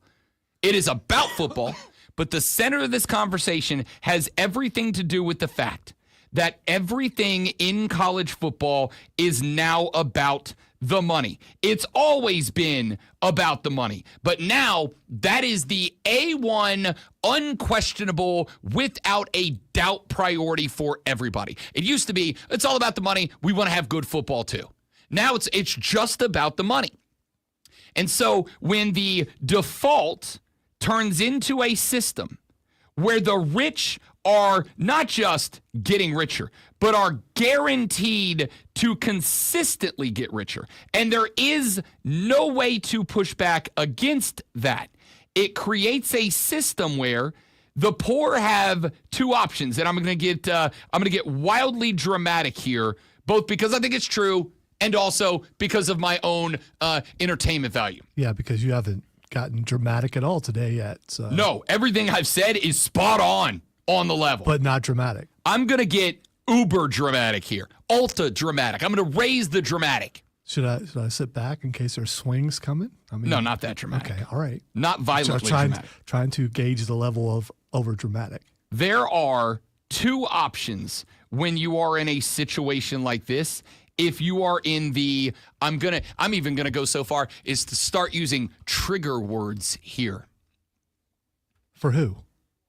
Not me. Okay, all right. There are 2 options when the system is set up in a way that guarantees that the rich get richer and the poor can't. There are 2 options. Option number 1 is to just quit. And option number 2 is revolution. That's it. That's the option. All right, you are getting over dramatic because there are no poor here. There are no poor. There are no middle class here. There's no middle class? Everybody's rich. There's rich and then there's richer. There is no poor in this scenario. There's no, name me a poor school in this scenario. Anybody in the ACC when it comes to college They're football not playoff poor. revenue income. They are not poor. The finances at play here are not your and my household budget. We are talking about the ability to compete. We are talking about the ability to stay relevant, right? Colorado did not hire and retain Deion Sanders to be good at football. If they are, great. That's a nice little addition. Colorado brought in Deion Sanders. Why? Get attention, sell merch. That's the reason he's there. PR, attention, merch, to get more money in the coffers because you can't compete. Is Colorado a poor school? Is Colorado a team hurting for money? They had to bring in Deion to survive. No, scratch that. To try to make themselves relevant in any sort of meaningful way. Thank you for amending that because they didn't need to bring him in to survive. They wanted to go up another level competitive-wise, and so they brought in someone who has attention, but also turns out, at least so far, has been a pretty good coach. Yeah. We'll find out how he does this year What's their conference record? without his son and everybody What's else. their conference record? What's their record against top 25 What was teams? their record before It's he came losing there? by- What was his record before he came there? Not much worse, if we're being honest. No, he did twice as better Yeah, than what was there congrats, before you're that. beating South Dakota State. They have doubled their win total. Yes, because by bringing in a better coach. Because now they beat North Dakota. Oh, and by the way, they didn't double their win total because they brought in a better coach. They doubled their win total because they brought in Travis Hunter. That's why. Who brought in that player? Oh, sure. He came because of Deion. The coach brought in that player. But the reality here, it's just the reality, even if you don't want to accept it. And this is absolutely the argument. This is the argument I expect from the rich. Oh, no. You guys aren't poor. You're fine. Pull yourself up by your bootstraps. You're fine. Everything's great for you. You yell from the 14th story of your ivory tower. to those down on the street trying to just make it. The reality is that college football is all about thriving in the dollar sign department right now. And when you say that, and here's the thing, if everybody's on level footing, then you guys should be fine with not having 4 automatic qualifiers because you're just gonna earn it anyway. Fix it. Cool. You ready? No AQs. Top 16 teams. There you go. Fixed. Okay. There you go. Who decides that? You just asked me to fix it. You didn't ask me who's the decision maker. You asked me to fix it, The committee, and I just fixed the it. committee decides that. So Why do you think that? In that top 16, how many SEC and Big Ten teams were in there last year? Doesn't matter. How many will be in this year? I'm just curious. I don't care. Probably the same amount, even more. Great. Congratulations. It's gonna be the same thing, and you'll find another flaw in it. I mean, there is no perfect way, and this works just as well as any other thing. And it just seems like people who are pro ACC and other conferences are the ones who have a problem with this. And I get it. It's just not a good argument. And in the end, this is probably going to happen. Oh, it's going to happen. So I should just shut up, lay back, and take it? No, I mean, you can complain and talk about it, which is what you're supposed to do. That's your job. In this case, though, you're wrong. You're just wrong. To a Big Ten guy, I'm absolutely wrong. To an SEC guy, I'm absolutely wrong. You're absolutely right. To everybody that is gifted the benefit of the system, I'm absolutely wrong. Gifted the benefit. Okay. You are guaranteed twice as... Lonzo, if you and I both went to a new radio station and we got the exact same job, we were doing the exact same thing, right? And they said, we're going to pay Rob Brown twice as much as we're going to play Lonzo. Not a good analogy. How is it not a good analogy? Not a good How analogy. is it not a good analogy? Because that may be the case right now. That's why it's not a good analogy. We are doing different jobs right now. Are we not? Like, we're doing the same job right now, but we do different jobs right now. So it doesn't, and first off, probably not, but like, whatever.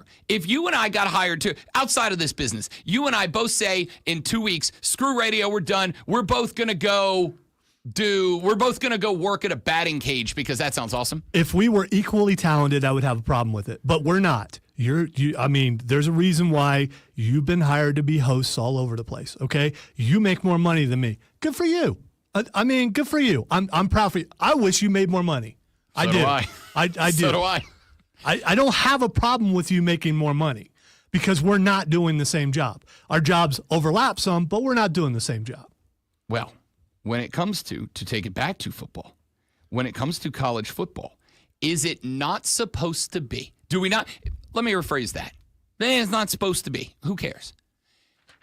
If we are talking about football the way that we want to love football, should be level playing field, right? It just should be a level playing field. Now, we all know it's not because we know that some schools have 1,000 alumni a year and some have 250. Obviously, numbers are way higher. I'm just making them up on the fly here. Alabama's always going to have a bigger booster fan base willing to give more money. They just are. That is part of the reason that the House settlement comes with revenue sharing, but that is the reason it comes with a revenue sharing cap of $22 million. And it comes with the option to pay all $22 million or zero of the $22 million as a recruiting tool. A team like Ohio State is going to have no problem coming up with the $22 million. None at all. But a team like Wake Forest will. A team like Wake Forest is going to have a hard time coming up with $22 million to revenue share across. So when you have a system in which this team, without a dollar coming from the CFP, is going to be fine hitting the $22 million, and this school over here that is going to be fighting for its life to pay a couple of that $22 million in order to get the best players that they can get, when there is this stack of resources that comes from a product, the college football playoff, that is supposed to thrive on the best teams in the country competing. And this product is created and generated by everyone in college football. The resources it provides to everyone in college football should be level across the board. As Mario Cristobal said, and I want to find the exact quote that he gave. He said, dadgummit, where's the quote? Here, I lost it. But Mario Cristobal effectively said, paraphrasing, but very close. The problem with this system is that it is set up for giving, whereas football is supposed to be about earning. That is the issue at heart here. This is a system that just gives the college football conferences that have all the power already, it just gives them twice the resources that anybody else gets. It just gives it to them. It has nothing to do with your football. It does not matter how good or bad your product is. It just gives you twice as much money. If every college football playoff spot is worth $20 million, the Big Ten is guaranteed 40, the ACC is guaranteed 20. Maybe they can earn an extra 30. Maybe they can get or an extra 10 and get 30. Maybe. But even then, there are 2 spots. And by the way, you won't hear Notre Dame say a word about it because Notre Dame makes SEC Big Ten money from NBC, and all they got to do is be in the top 16, and they get the same number of college football playoff dollars per school. They get the same number. So, actually, they get more because they don't have to give it back to the conference to split up. They just get to keep every dollar of it. So Notre Dame's not going to say a word about it. If the system is set up to just give some conferences that already have more resources, the majority of the resources, they get 8 of 6, half of the money is going to 2 conferences. The rest of all of college football has to split everything else up. How do they keep up? How are they going to keep up? When we know that college football teams and athletic departments, and all of this, by the way, all this money's got to be used Title IX-wise, et cetera. We already know they operate on a shoestring budget. We already know that there are a limited number that even turn a profit. How are they supposed to keep up? They can't. So the option here is everybody else just shuts up, accepts it, and realizes you'll never have the resources to compete for a championship, or everybody else eventually takes their ball, creates their own thing elsewhere, and we end up with 2 college footballs. All right, so here's the thing. Let's go back a little bit. Back when the Big Ten only had 10 teams, when the SEC only had so many teams, when there were other conferences, it would be different if this would have happened then, but it didn't. The Big Ten and the SEC saw the future. They created their own future. Other conferences like the ACC did not. They held back. They had a chance to bring in more teams. They did not do that. This is on them. 2 conferences saw the future. They made their future. The other conferences said, no, we're not doing that. And now they're having to deal with the fact that these other conferences are twice as big with twice as much money.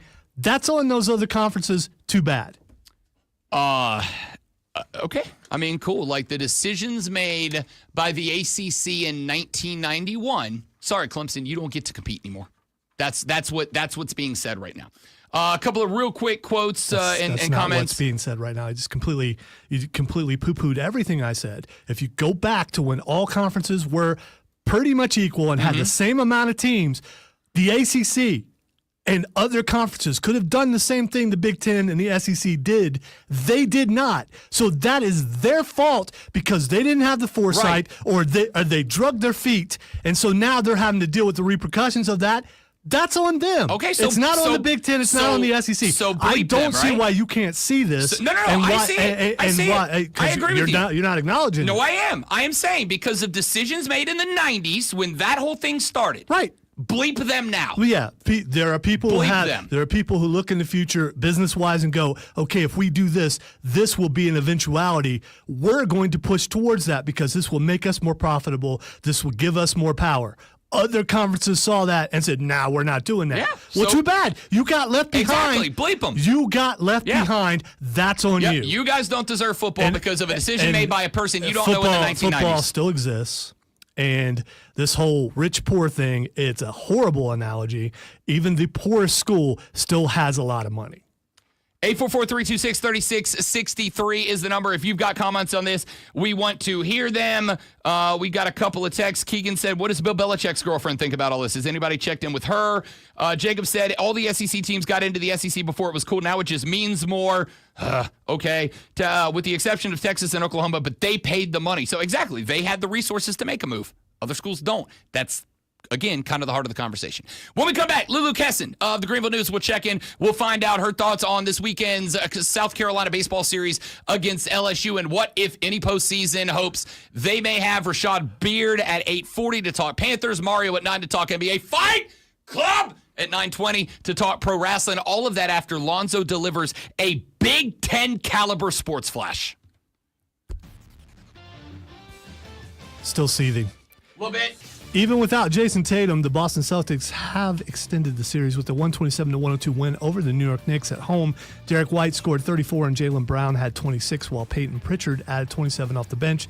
The Knicks lead the series 3-2 with a Game 6 tomorrow. The other game that happened in the NBA last night, the Minnesota Timberwolves eliminated the Golden State Warriors. Gotta pause. Moment of silence? No. But laughter. With a 121-110 victory last night, Julius Randle had 29 with 8 boards, and Anthony Edwards added 22 with a dozen assists. And now they go home. That's a shame. 500 record for the Atlanta Braves lasted just one day as the Braves blew a late lead and dropped a 5-4 game against Washington. The Braves are 21-22 with one more against the Nationals before a 3-game set at Fenway over the weekend. Hour number 3 of the Rob Brown Show is next, right here on the Fan Upstate.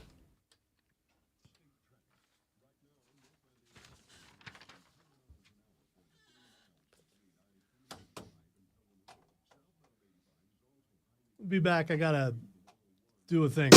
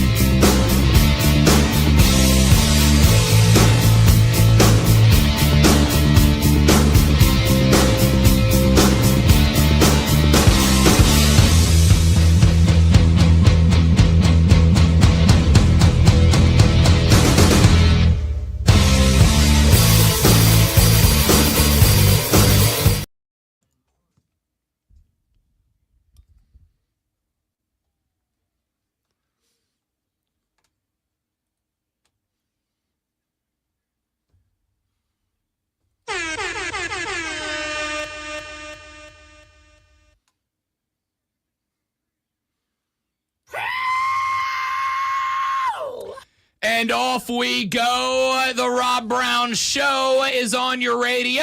It is the Fan Upstate. Welcome back, Rob. The Great One, Lonzo, and you. We have talked NFL schedule release earlier in the show. Broke down our thoughts on the Carolina Panthers schedule, which we found out weeks 1 through 18 last night. Coming up in about 40 minutes from now, Rashad Beard of the Panther Nation podcast will swing by. We will get his thoughts on the schedule as a whole. At 9 o'clock in the morning, we talked some NBA earlier. We'll do it again with Hayton S. Mario Herron from the BetMGM Network. He'll swing by to give us his thoughts on the Pacers eliminating Cleveland. Can Boston find a way without Jason Tatum? How about the Denver Nuggets? Can they get back-to-back to move on, or are the Thunder inevitable? We'll talk about all of that with Mario at 9 o'clock, 9:20. Fight Club with the Great One Lonzo, where we'll talk some professional wrestling because there's a lot going on in the world. Monday Night Raw here in the Ville next Monday night, May 19th. So we'll talk a little bit about that show and what we expect to see at the Well. All of that coming up on the show. But now we take a roadie just on down to Columbia, South Carolina, where we find a young lady who has been covering now for a while the athletic department of the South Carolina Gamecocks. Kind enough to join us every Thursday at 8 a.m. Ladies and gentlemen, let us all say hello to the lovely Lulu Kesson. Good morning, Lulu Kesson. How do you do? Good morning. I'm good. How are you guys? Exceptional. Thank you very much. We appreciate it. Lulu, I'm going to circle around at the end to talk to you about your Boston Celtics because I don't want to dampen the mood before we even get the interview started. So let us start instead. Well, I'm going to dampen it anyway by bringing up the South Carolina Gamecock baseball team. They've got 3 games left in the regular season at the crib, taking on the number 1 team in America, the LSU Tigers. Last week, I asked you, do you think Paul Mainieri survives another year in Columbia? And if I recall correctly, your answer was $5 million is a lot of money to move on from the guy after one single season. But since then, it has not been great. They allowed another 20-plus run game. Paul Mainieri is now responsible for both of the worst 2 losses of Gamecock baseball in the millennia, I believe. Has your opinion on that changed at all? I wouldn't necessarily say my opinion has changed on if I actually think that South Carolina will let him go, but I do still, I guess I would say I have a stronger opinion on the fact that I think he should step away. I think that coming back next year after the year that he had, like, at this point in his career would just kind of, I don't want to say selfish, but just because, like, he was hired for this position, Ray Tanner, put him in this position, but man, like, I don't know how you come back next year knowing how just the entire community and, fans, and in an era of NIL, it almost feels like you're doing a disservice to your players, putting them in a position where, I don't want to say they're so hated, because I think hate's a strong word, but where there's so much angst and sort of just no one's happy with the situation. And I can't imagine, like, I've seen so many tweets that are just like, I've given up on the program. And like, I came into this job knowing how historic South Carolina baseball was. And even last year when they weren't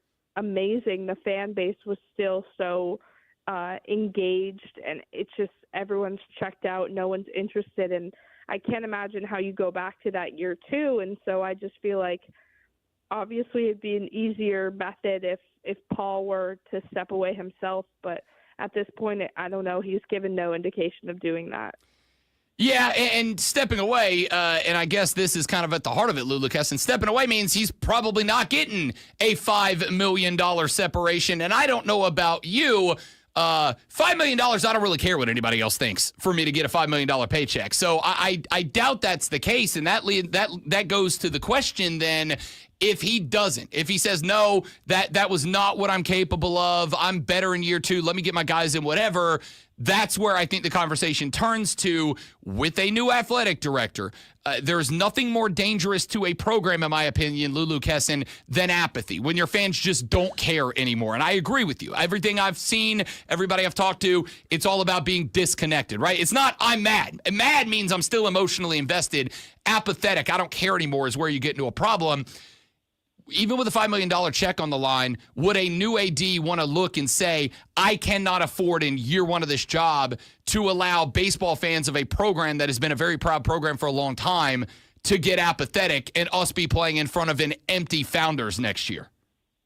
Right, and that's why I feel for Jeremiah Donati, and I know that obviously he's prepared to deal with situations like that, but it's clearly, like, I don't want to say it's unique, but I can imagine not something he expected to deal with in year one, especially as the House settlement stuff is kind of finalizing and everything like that. But I do think that if Mainieri were to stay, there has to be some type of change. Like, I know a lot of people are really unhappy with, I think, like, statistically, every pitcher has taken a step back this year, and that puts questions on Terry Rooney, the pitching coach. Like, I don't think it's obviously just Paul.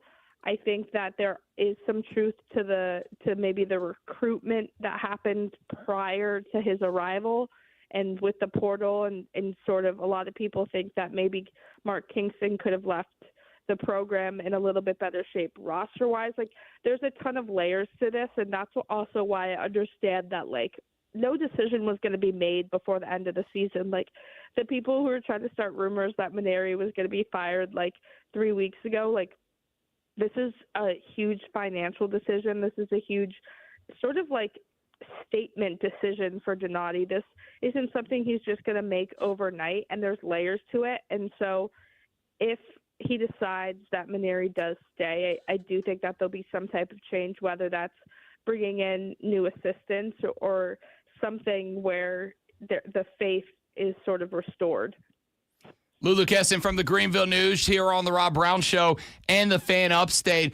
LSU coming to Founders this weekend. This team's exceptional. This team has great pitching, great hitting, really solid defense. They will kill you on the base pass if you make a single mistake. Does that mentality change if this team gets swept to end the regular season and finishes below 500? They do have to take one to finish 500. If they get swept and finish below 500, or if there is another demo job, if LSU has a 20-run win like Florida and Auburn did a couple of weeks ago, does that change the conversation at all? Or do you think the nail is in the coffin as far as the 2024 season and we're already thinking about what the offseason holds? I think the nail's already in the coffin. I think that it's so sad, but I don't think anyone would be surprised if they lost by 20 at this point, especially to LSU. I do feel obviously from a human standpoint, I feel for Mainieri that this is the final series. I think originally maybe when he found out that his last weekend would be, coaching against the team that he obviously has a lot of history with, he probably felt a little bit differently than he does now, and that's hard. But at the same time, like, you question a lot coming into the series about South Carolina's ability to kind of do anything well against the number one team. And so I would not be surprised if South Carolina took a game based on the simple fact that they truly kind of have nothing left to lose, or if I wouldn't be surprised if they somehow continue to, for the third series in a row, like, lose a game by 20. So it's going to be interesting. I'm surprised Ethan Petrie came back so soon. His injury was sort of like a 2 to 4 week thing, and he came back after 2 weeks. He could be a draft pick, or probably will be a draft pick this year. Like, doesn't necessarily have anything left to do. I mean, he is close. He's like second for home run list, but at the same time, like, it doesn't seem like that's an a record he's been dying to break. So when Ethan Petrie came back for the midweek game, I was sort of like, what are they trying to do here? Are they really trying to finish, 500, or are they just trying to better the program in any way they can before they're ultimately done in Hoover, which is what I think we all assume which will happen. So the thought of Mainieri up against his old team, a team that he coached up until a couple of years ago, obviously won a College World Series there a number of years ago. To me, the thought was this could be like there could be an emotional performance. Maybe South Carolina snags a game, maybe two if they go out there and kind of win one for the Gipper to get Paul Mainieri a dub for his old team. But I think that only happens if the fellas in the locker room love the guy and want to play for the guy and want to do this for Paul Mainieri. My question mark is, and I don't know if you have any insight into this or not, I'm curious about it. Is there a locker room connection between Paul Mainieri and the club? Because my takeaway has been this team has been trending down, right? Like it's one thing if you're a bad baseball team, but I can tick off week by week. You're getting better here. You're getting better here. This number's better. This metric's better. It's the opposite for South Carolina, which kind of tells me the team's checked out a little bit. Has there been any conversation about the connection between Paul Mainieri and the baseball team? Do the boys have his back? Does he have theirs? Or is this just kind of a broken locker room towards the end of the season? I know nothing in terms of any actual sources or people that I trust, but I have wondered that because from a sports perspective and in covering, the amount of teams that I have, you have to sort of assume at this point that it's a broken locker room because it seems like, I don't want to say an effort thing, but it does seem like they've mentally completely checked out because statistically, on paper, eye test, these players aren't that bad. So whatever's going on does seem like a bigger issue than a bunch of players at the same time, happen to have really bad consecutive games. It just doesn't make sense to me. And I don't know sort of where their heads are at in terms of Paul. But at the same time, it's hard not to assume that there's something that's driving sort of a lot of the checking out, but also sort of the lack of just good play and lack of motivation. Lulu Kesson joining us here on the Rob Brown Show and the Fan Upstate. So when we look at this season as a whole, and obviously the next time we speak, we will have an idea of what Hoover shapes up to look like. Obviously, we know it's probably not a tournament that South Carolina fans are going to have any sort of energy or electricity for. What do you think is going to be the legacy of the 2024 baseball season? Do you think it is a season that is going to spark change? Do you think that with a new AD, with a first-year head coach, that there will be a major shift in what this program looks like in 2025? Or do you think that it's kind of going to be hey, we just got to let the regime change take place and this is a nasty bump, but a bump in the road? I feel like I'm more inclined to say the latter, even though I'd obviously think that more fans would, of course, prefer a drastic change that potentially led to a lot more, I guess, guaranteed success than they saw this season. But it is hard in this, Lamont Paris said something that really put something in perspective to me. He was like, you plan a roster for a year at this point because of the transfer portal, because of NIL. When a player commits to you, it almost feels like you get a year. And I'm paraphrasing what he said a little bit, but in any sport, no two seasons are going to be the same. With the transfer portal and NIL money and rev share potentially happening, nothing is ever going to be the same. And I think in this baseball scenario, they're bracing for change regardless, because I do think that when you have a year so bad, I imagine a lot of people are going to leave. And I imagine that a lot of people, maybe, for better or for worse, aren't going to be on the roster next season. And so naturally, South Carolina baseball is going to be so different. I just think obviously the biggest question is who's going to be the one in charge of it all. And I don't know. I know I keep playing the easy way out here, but I would not want to be Jeremiah Donati because that's not an easy situation to deal with. No, I agree. And one of the things I found interesting the last couple of weeks is how close to the vest everything seems to be played right now. And it may just be because Like there are athletic directors that they don't want to put the script out. In fact, they may not even want to think about making decisions until the season's over. The last thing that you need right now is news coming out that there's major change on the horizon, especially as we mentioned with the portal being a thing now. Guys could already start making their plans to get out and never, you don't give yourself a chance to talk them into staying. That being said, or is there anything floating on the wind about a potential exodus of players that maybe expected something different on the way out? You were a destination for incoming players last year. Has there been any talk that there's fear of players maybe deciding to depart the program because it's not what they thought it was going to be? I don't have specific names, but I think that's the expectation, to be honest. And I also think, like, I don't want to – I think it's I don't want to say it's performative, but like as of late, it seems as though from what I've heard and what I've seen in press conferences and stuff, like Mainieri has been making an effort to talk like, oh, I was just, talking to some 2026 recruits and stuff like that. And it's like, you're just suddenly bringing that up when everyone is questioning if you'll be here for next year. It feels like a lot is going to potentially come out the second the team loses, because I just think that so much has to be going on, and that all feeds into next year. And so everything that's sort of said between now and whenever their season ends, I feel like is probably not an accurate reflection of what next year will be, because changes are going to happen regardless. Lulu Kesson of the Greenville News covers the South Carolina Athletic Department, talking baseball with us on the show. Real quick, Lulu, what are your expectations for the series against LSU? This is an Omaha favorite. This is a national championship contender. This is the number one team in the country. They've had a couple of dry spells during the season, but by and large, this is the best baseball team in America, in my opinion.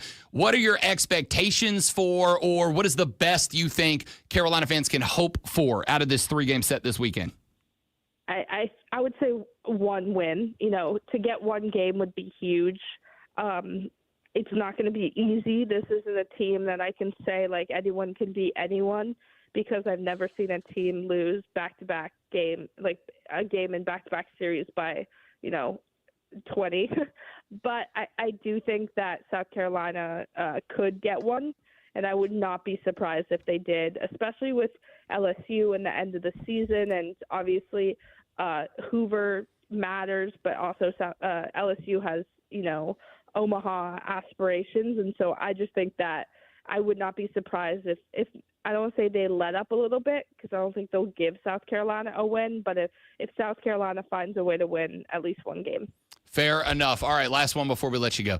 Jason Tatum out with the torn Achilles last night. Derek White, Jaylen Brown, both have nights. I think last night was an emotional win, right? Like a let's go get one for Jay Tate kind of win. You got any confidence Boston can go snag one more in Game 6 and at least give themselves a chance in Game 7 at the house, or have you resigned yourself to the Knicks moving on?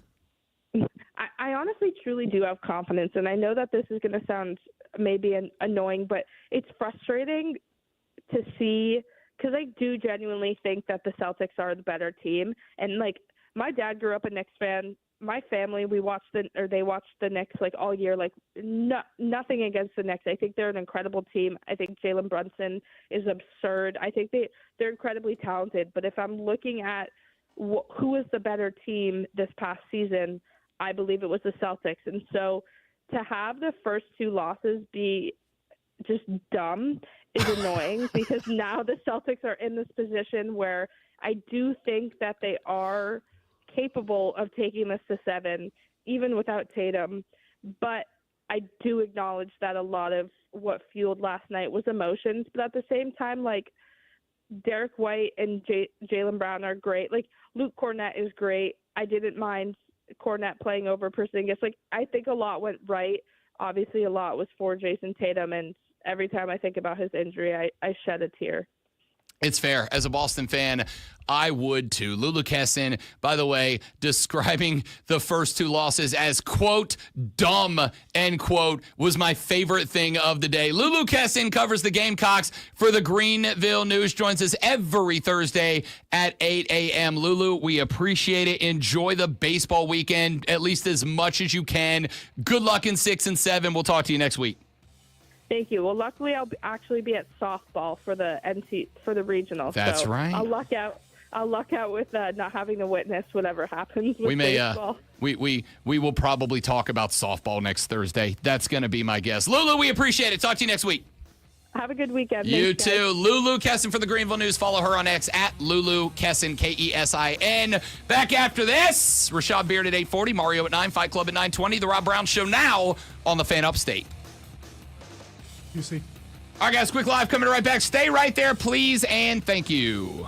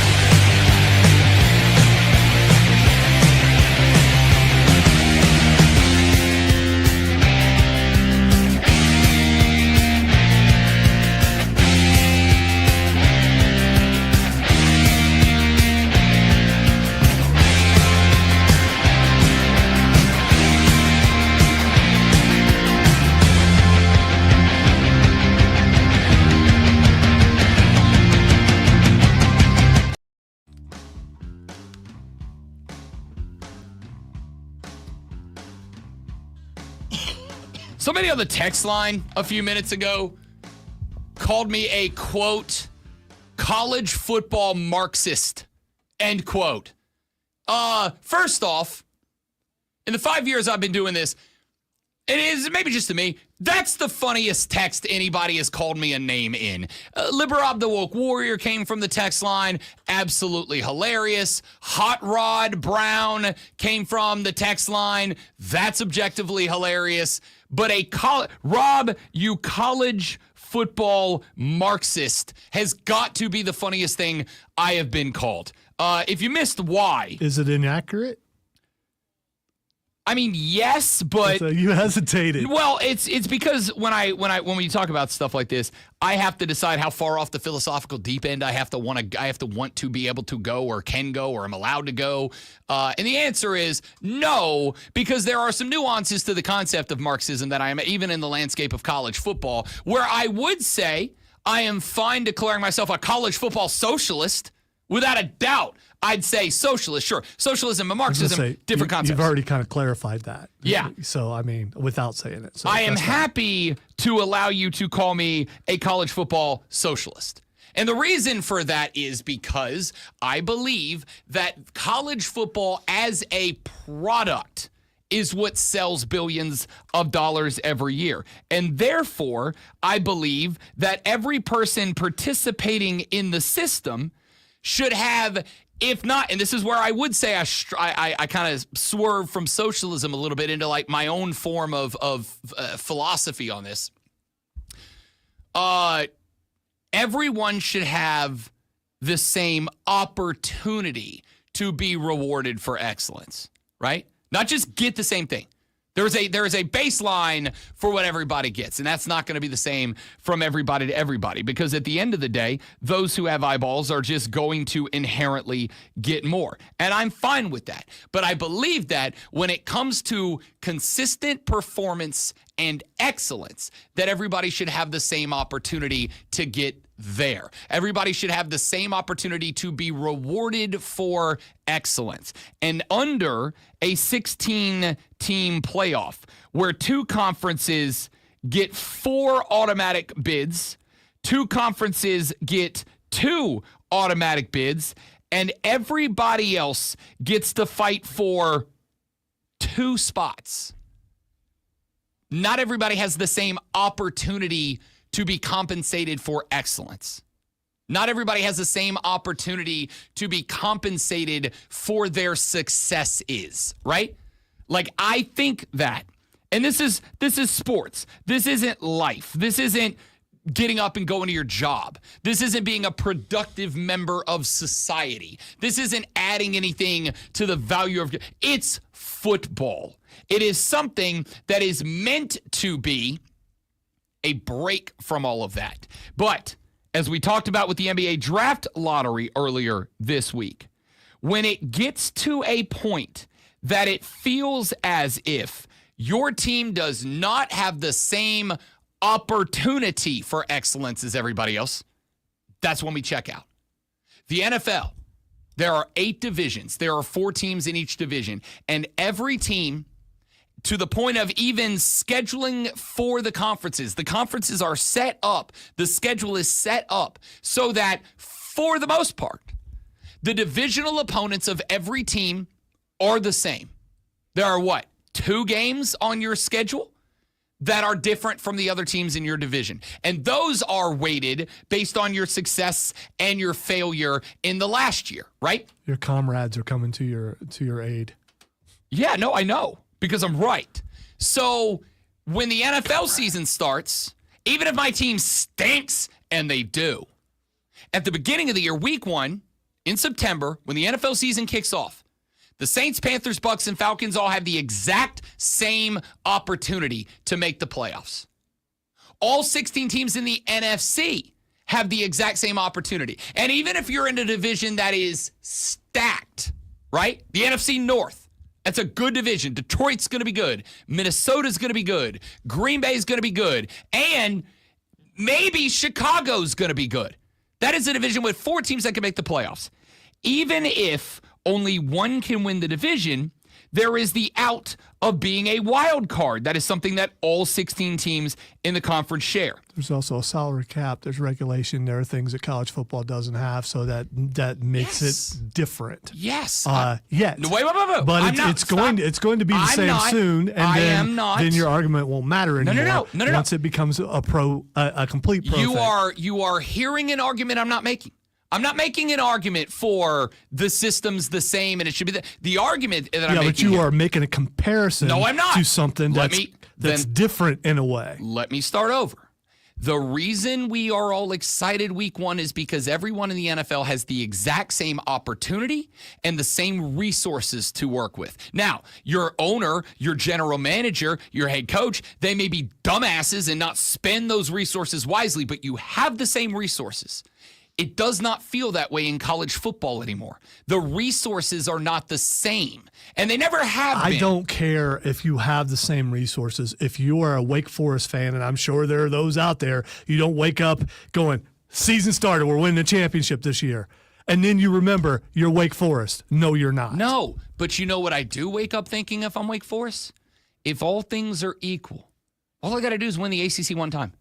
All I got to do is win the ACC. When's the last time they did that? It does. You're not. This isn't about what has happened. You just said the system changing and then all these arguments go away. This isn't about what has been. This is about what will be. And in the way that it will be, all Wake Forest has got to do is win the ACC one time. However, even if they do that, they will still not make as much money as Iowa State is going to make next year, just because of who they are and where they are. They would if tag on it, man. I'm just killing it on Thursday. They will if they win the championship.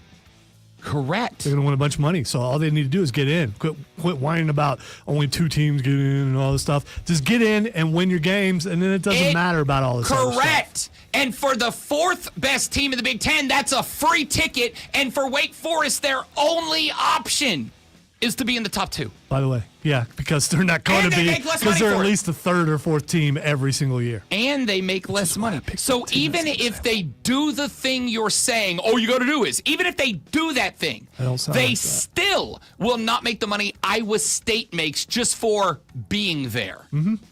Yes, I am a college football socialist. UNC Chris says, Rob Brown's college football philosophy will now be known as buddyism. I'm here for it, Chris. Well done. The college football economic philosophy of buddyism has been birthed.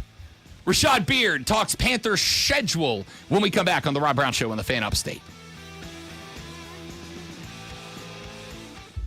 You don't have to rub a belly or anything, because I think, don't you have to do that in Buddhism? Which you have to rub the belly.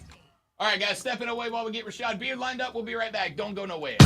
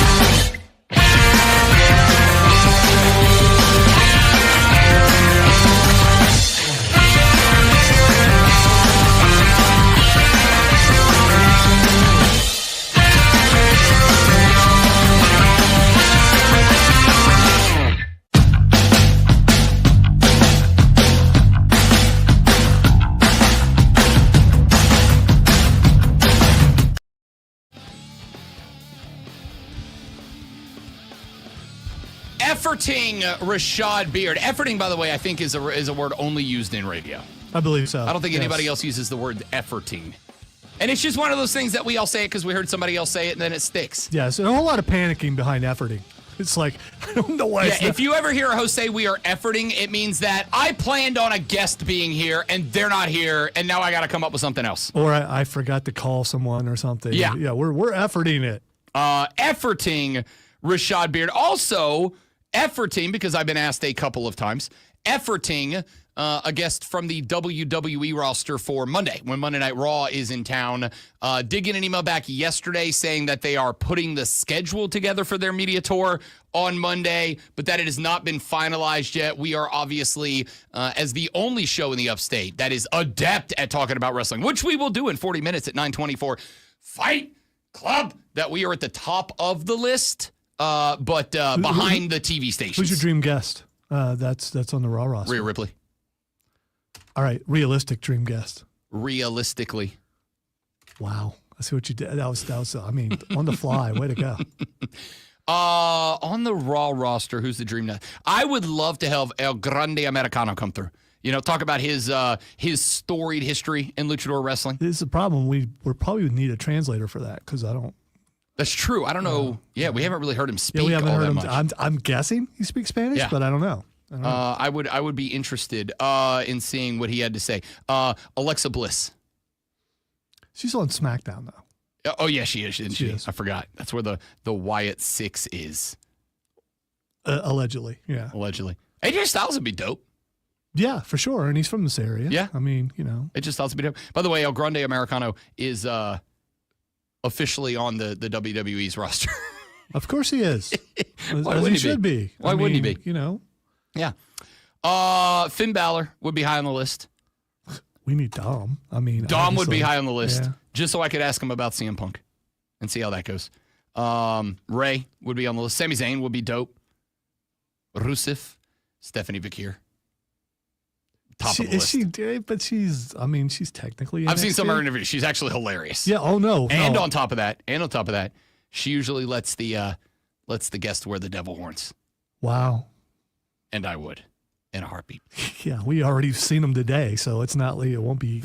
Those were anything metaphorical. weird. Okay. All right. All right, we waiting on Rashad Beard. May have to push him till next week. Did not get an update before, but at the same time, Rashad's also on call with his real job. So let us do what we would have done anyway, and that is look at the Panthers' schedule as it was dropped last night. And let's pick out some games or some stretches that we are most interested in. The first two games right out of the gate. Now, I would have said the first game anyway because obviously set the tone in week number 1. I think that's a pretty lazy thing because that's true for every team in the National Football League, but I do think it is especially important for the Carolina Panthers, and not just because you want to set the tone for the season in weeks 1 and 2, but also because of who you have the opportunity to set the tone against. You are on the road at Jacksonville in week number 1. You are on the road at Arizona in week number 2. That Jacksonville game, I actually think, is massively important. And I think it is important because it is not just a barometer of what the team looks like after the offseason and after putting together the draft class, after Dave Canales gets a full offseason with Bryce Young and his offense, et cetera, et cetera. I also think it is a barometer to gauge yourself, where do you stand amongst the other optimistic teams in the league? Because Jacksonville is on that list. See, I think the true thing that we're waiting to see is, what does this defense look like? I mean, the offense looks like it's shaping up to be a decent offense if Bryce Young continues to improve with the new weapons that he has. But what's the defense look like? I think that is probably a question that will be asked throughout the course of the season. I think that you will get a good grab because the common thought in the NFL is most of, not all, but most of your offenses need a week or two of full speed regular season play to develop to where they're going to be. Very few offenses come out high flying in week Especially one. early on and with less preseason. So you're getting less real time against other teams unless you are lucky enough to practice against another team and there not be a ton of fights and the practice get canceled. It takes a while for offenses to develop because they haven't all been on the field together enough.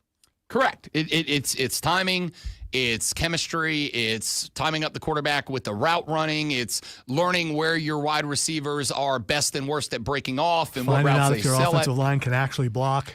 Exactly right. All of these things will, for most teams, take a couple of weeks to get going, which means in the first couple of weeks of the season, defenses have to carry the load. And they get the advantage of, usually, not always, usually, you are playing an offense that is not up to its full potential yet, which means defenses have to carry the load.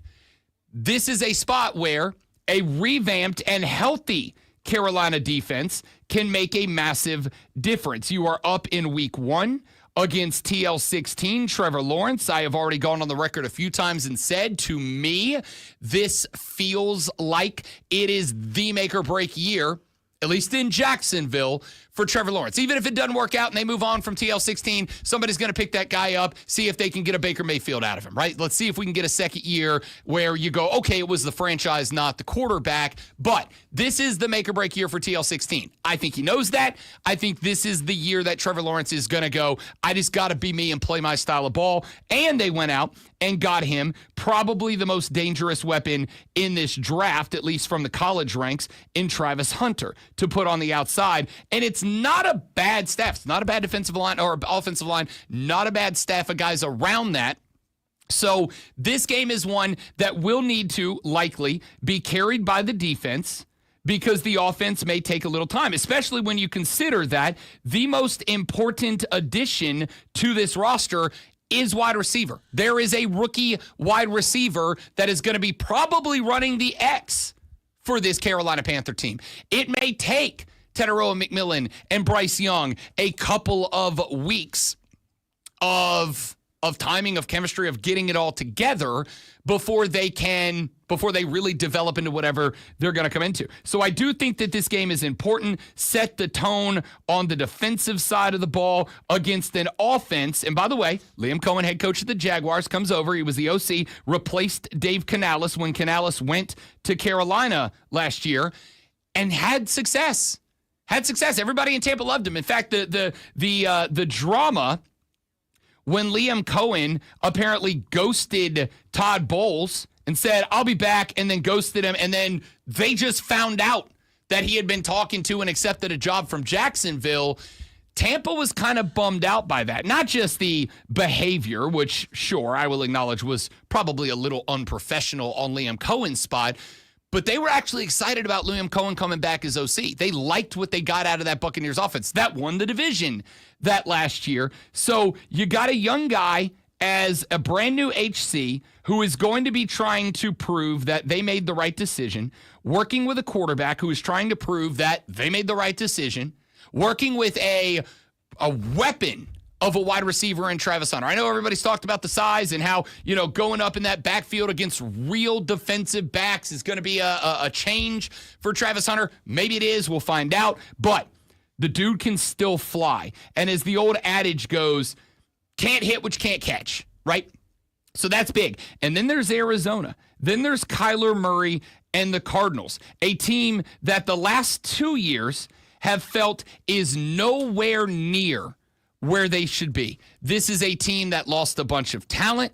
This is a team that has had some issues with the head coaching spot. But this year, they bring over James Conner. He can play. They got Trey Benson behind him, young man out of Florida State. I'm telling you, that kid's got wheels if they can get him out there. This is the year that Marvin Harrison Jr. needs to prove that last year was a bit of a misnomer. That's not really who I am. They need some help at the wide receiver spot. Michael Wilson, Greg Dortch is their 2 and 3. Not exactly it, but they got Trey McBride at tight end. That's not it's not a good, but it's not a bad Cardinals team. These two games are both very winnable for the Carolina Panthers. So opening 2-0, especially considering you have got an opportunity to gain a divisional lead on Tampa and Atlanta, who both have more difficult games to open the season, one of them against each other. You've got a chance in 2 weeks to gain first place possession of the NFC South sole. And then you're playing out ahead of everybody, right? And you don't face Tampa until week 16 and 18. So you got plenty of time to build up take a 2-game lead into those final 2 weeks, and you got yourself a really solid position. So that's an interesting spot. September 21st versus Atlanta, first time in division. That's week 3. You should have your offense clicking by that point. Now it's a matter of, can BY and Ted McMillan and the rest of those wide receivers who are now all playing in their natural position. Xavier Legette playing the secondary, the Y. Adam Thielen playing the slot full time. Can your wide receiver core and Bryce Young, along with your run game, can they outpace Michael Penix Jr., who did play last year for Atlanta, but this will be his first run as being QB1 officially and without question. Can your running back trio outpace Bijan Robinson, who is a weapon, is a stud? That's a big game. You could be 3-0 with the divisional win in hand after 3 weeks. Then you got the Patriots, winnable game. Then you got the Dolphins. I'm going to keep it a buck with you. I got no damn idea what the Miami Dolphins are going to be last year. Last year was a disappointment. Last year, Dolphins fans, of which I am very close to a few of them, went from Mike McDaniel is the future of head coaching in the NFL to, did we screw up? Is he really the guy, or was that just a flash in the pan? May have been. I don't know what to make of Miami. Then you're back home against Dallas, on the road at the Jets, back home for the Bills, on the road at the Packers, back home for the Saints. Home away, home away, home away, home. Those 5 games, I think, are the season right there. Those 5 games of the season. If you go 0-5, 1-4, maybe you beat New Orleans, but you drop the Dolphins, Cowboys, Jets, and Bills. If you go 3-2 in that 5, I'll call this shot now. If the team opens, let's say, 2-1, right, between Jacksonville, Arizona, and Atlanta. If they open 2-1, and then they go 3-2 in the next 5, they will win the division. That's where the division, to me, is won and lost in the first 10 weeks of the season. If they go 2-1 and then they go 3-2, they win this division. Because the back half, you've got the Saints at home, on the road at Atlanta. Then you've got the 49ers in Monday Night Football. I think the 49ers are not going to be, I don't think they're going to be good this year. I think with the loss of Debo, everybody else can be more focused on. I think that's going to be a bad team. I think that Monday Night Football game is winnable for Carolina. You got the Rams. Respectfully, I don't think that's a winnable game. I think the Rams are going to be a contender this year. You're at the Saints. That team stinks. Then, if you go 2-1 and then 3-2, and then you get 2 of those next 3, which is all possible if we're breaking this into chunks of the schedule. Saints, Bucks, Seahawks, Bucks. You might be in a spot where a split with Tampa Bay is good enough to win the division, because they've got a tougher schedule and they've got more bumps in the road than you do. I think it is very possible.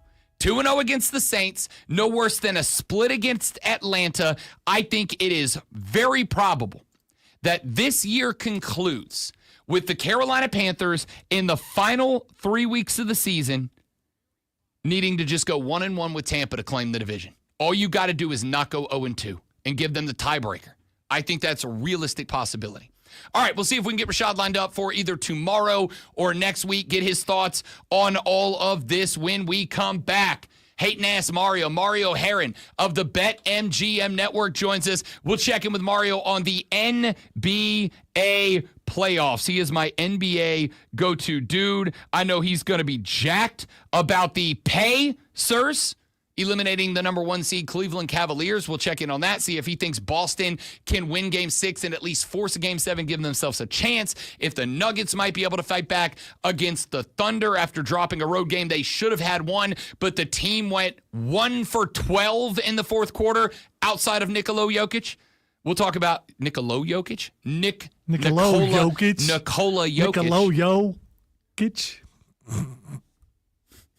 Ugh. We'll talk to Mario when we come back. 9:20. Fight Club with the great Malonzo in the final segment. Whatever you want to get to. Coming up on the Rob Brown Show. All of that after a World Heavyweight Championship performance? Sports Flash. Let's Nicolo, yo, go. Okay.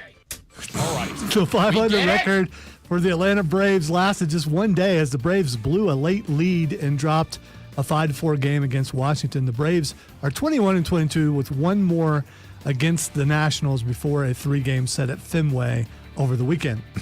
Even without Jason Tatum, the Boston Celtics have extended the series with a 127-102 win over the New York Knicks at home. Derek White scored 34 and Jaylen Brown had 26, while Peyton Pritchard added 27 off the bench. The Knicks lead the series 3-2 with Game 6 tomorrow. Minnesota Timberwolves eliminated the Golden State Warriors with a 121-110 victory last night.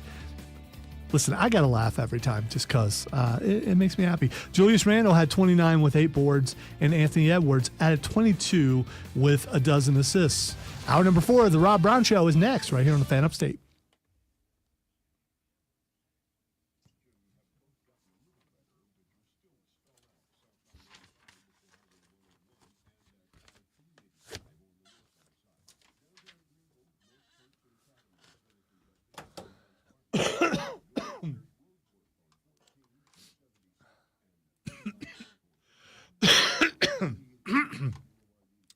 Yeah, overdid it just a little.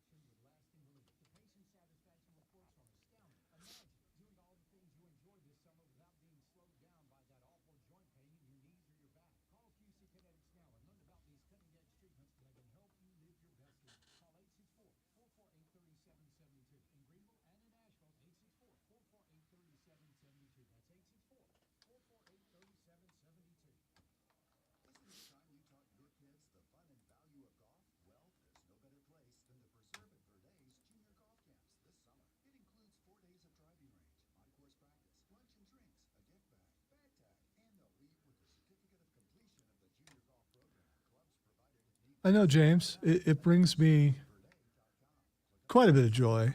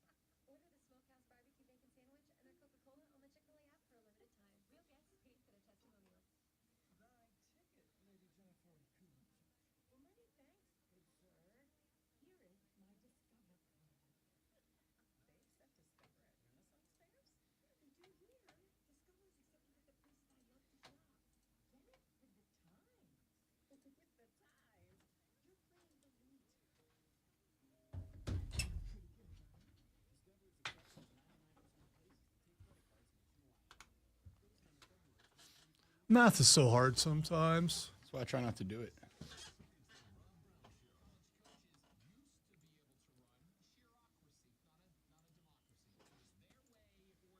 What up, Mario?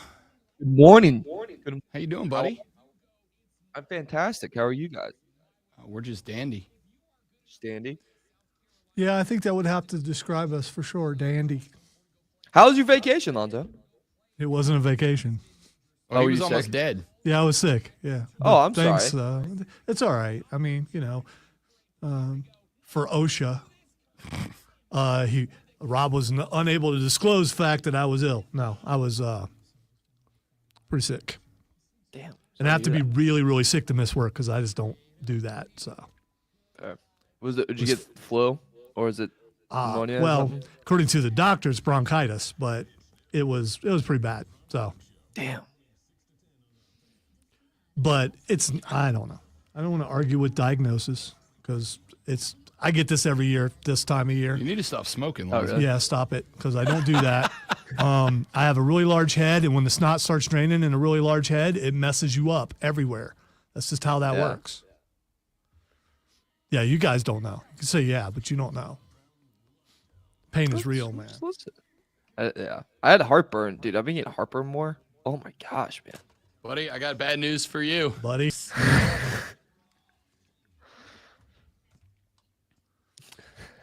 Here we go, the final hour of the show, the Rob Brown Show here on the Fan Upstate. Rob Brown, the great one, Lonzo, and joining us now on our live stream, available at facebook.com/the Fan Upstate, the Fan Upstate on YouTube, the Fan Upstate on Twitter, and the Rob Brown Show on Facebook, on YouTube, and on Twitch. He is the executive producer of BetMGM Tonight, which you can hear on this and find Odyssey stations everywhere every weekday night from 7 until 11 p.m.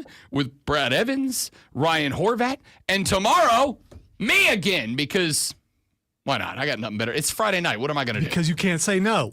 Say no Listen, sometime. why would I say no to the opportunity to work with Ryan Horvat and hating ass Mario? Mario Herron here from the BetMGM Network in the midst of the NBA playoffs. Sup, dog?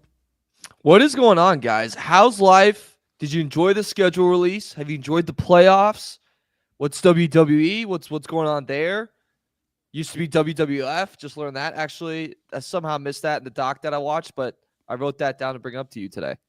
We got the hook is in. Mario doesn't know what the hook's in. Last Friday he was telling me and Horvey that he was watching documentaries about wrestling from back in the day. That's the first sign of the addiction. It's coming, Mario. We're getting you there. I'm a big documentary guy. I watch them all. I just watched the Liver King one where he doesn't apologize for what he's done. Which is You very mean funny. being an open and bold-faced liar? That one? Yeah. That He guy? just doesn't. It's a great doc of just, he's doing the exact same thing he's always done. And at the end, he's like, I think I should eat some vegetables. And that's pretty much it. Mario is here because the NBA playoffs are ongoing. And I think I would be remiss, Mario, not to give you just a minute to talk about your Pacers team, because I got to tell you, I wanted to root against the Pacers only to antagonize you specifically and only you. And now, after this past series, I find it impossible to root against this team. By the way, I've been looking for some Let's Go Sirs audio. I can't find it anywhere. So maybe if you could find that, you could send it to me and I'll just play it over. Okay. and No, over the only again. place you can get it is from Mario. They made a t-shirt. They did make a t-shirt that says, Let's go, sirs. Just saying. My mom has it. She was at the game. But let me just take a little victory lap. Thank you. Very much appreciated. Me and Ryan Horvat on BetMGM Tonight said about a month ago, we're talking about the Eastern Conference and how everyone was like, it's Cleveland, it's Boston, and that's it. We were like, a dark horse is Indiana. Because last year they did it. They've made a run. Then they got hurt. Couldn't do it. Their defense was a big issue. This year, the defense is vastly improved. Miles Turner stepped up in very big ways. Tyrese Halliburton's called the most overrated player by other NBA players. When And I took that personally. And he took that personally. And then half of the NBA also didn't even vote in that. They usually skip that area because they don't want to be mean to people. So it's probably just a bunch of guys on the Bucks and the Knicks that just really can't stand the Pacers. Now, people are waking up to the fact that basketball was born in Massachusetts, but it was raised in Indiana.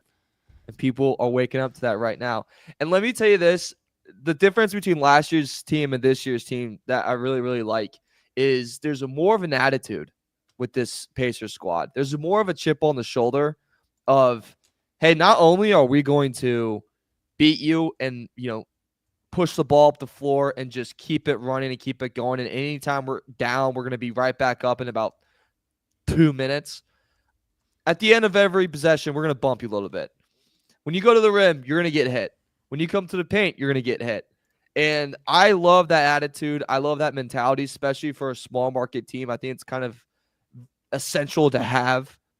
I'm excited. I think they can take out the Knicks. I think they can take out the Celtics. And Knicks, you guys all were celebrating like the series is already over. and then Derek White and Luke Cornett. Where were you for the Luke Cornett game? I know where I was.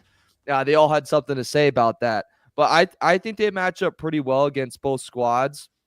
And people need to start realizing how good of a coach Rick Carlisle is, because this is 2 years in a row of a team that's gone to the Eastern Conference Finals. And if you ask the regular NBA person, all right, name me 3 Pacer players, can they? Because I guarantee they name Tyrese Halliburton and then maybe Miles Turner, and then it's a big pause. I don't think any of that is unfair. I think what I appreciate about this team is all the things that I said I appreciated about Boston, and had a bet out on Boston to repeat. And maybe they do with Jason Tatum. Maybe they don't. Doesn't matter. They may still win this series. I don't think they can go 7 with Indiana. If they do, it doesn't really matter. But the reason I like Boston was the adaptability and the clutch factor, right? Like we saw it out of Brown and Derek White a few times last year, where in close games, these guys were just able to get it done, which is why the 2 losses at home were both, as our guest Lulu Kesson called them earlier, and I quote, dumb, end quote, was because of the fact that those were very winnable in the clutch for Boston, and Jay Tate just kind of lost his mind and his composure in those spots. Indiana's a team that has both of those things. They're versatile. If Halliburton's having a night, they know how to run the offense to get it to him. If he's not, they're going to find the guy who is and use Halliburton as the go-through guy instead of the go-to guy, A. But B, this team's clutch. Like every close game they have been in, including with Cleveland, Halliburton or somebody came up with big shots down the stretch. Everything and you're right, Rick Carlisle is arguably one of the best coaches in the NBA who's never named in that group right now. I agree. As much as I want to give you hell because it's fun, I agree with everything that you are saying right now. And as far as I'm concerned, those 3 things are the 3 metrics. That plus a big man are the things I'm looking for an NBA champion pick. And something that kind of the Pacers have, I think, similar with like the Oklahoma City Thunder, is the guys, they don't care if they're the star that night or if they're not. You know, like they all just want to pitch in to win a game. There's no egos involved. It's just let's come together, let's accomplish something, and let's win. And that's something the Pacers have done throughout the playoffs. And that's something the Thunder have done throughout the season, and now they run against the best player in the world, and they're trying to figure that out. But that's another part of this that's just awesome to see. It's late in the game. Hey, Nebard's hitting shots. Let's set him up. Naismith's hitting threes. Let's set him up. Tyrese is cooking. Let's get him going through him. And I don't know if there's a better guard in the NBA right now at finding passing lanes than Tyrese Halliburton. When he drives and the defense collapses, on TV, it's like, where is the gap to throw a pass to find someone open? Tyrese finds it every single time. And that's extremely hard to guard. And it's extremely hard to slow down. They are one of the most complete teams in the NBA, and their supporting cast is phenomenal. They play together. I can't wait, man. And you gave me a lot of crap for it last year, and I understand it, but I'll say it again. Playing in Indiana is very, very hard. For the record, I didn't give you crap for saying playing in Indiana's hard. I gave you crap for saying Indianapolis is the best sports city in Host America. City. I said host city. Best Doesn't host matter. city. Oh, still not that. But my point stands. It's you go to Indianapolis, basketball is God. And when you play there and people say, oh, the Garden's hard. Oh, you can't win in the Garden. Go to Indy. It's very hard to win there. And that's every how they team has say it, struggled. too. That's how they say is. it. That's how I've always heard them say That's it. how they say it. You know what I want to make, by the way, what I'm working on is, so my parents have gone to every single game, and I'm working on a graphic where it's like Timothy Charlemagne and Spike Lee, and then it's like versus my parents. Next win. I'm here for it. I'm here for it.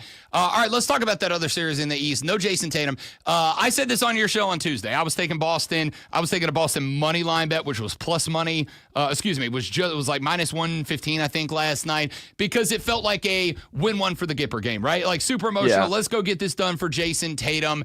But to be able to do it back-to-back games, even if you end up going 7 all the way back to Beantown, I like Derek White. I like Jaylen Brown a lot, but both of those guys' games work when Jason Tatum is the primary focus. I don't know how long it can work without him. The Knicks have now seen what the offense looks like when those two guys are option one and option two. I don't think there's a way Boston finishes this series. I think the Knicks are winning it and taking on the Pacers in round two. You know, you mentioned earlier the clutch situations that Boston had last year. They clearly don't have that this year, right? Any close game, it's going New York's way. The way Boston gets back in this series is 10-point, 15-point, 20-point wins. That's the way they have to do it. If it's a close game coming down the stretch, Jalen Brunson is just light years ahead of everyone on the Boston Celtics, and we've seen that over and over again. The night last night, you kind of nailed it on the head. It was just a bad spot for New York and a great spot for Boston. You had everyone against you. You didn't have Tatum. Everyone's talking crap about you. You finally sit KP, which he's just such a liability on the floor, offensively and defensively. I think in the first 5 minutes of the game last night, he already had 2 turnovers. He's just not good on the floor. Luke Cornett gives you the best game of his life. Can he do that again? I think Brandon Pritchard he's 6th man of the year. He can give you great minutes no matter what, but he played close to 40 minutes last night. That's asking a lot of him. The Celtics finally shot great with at 3-point. They shot 44.9%. So can you do that again in New York?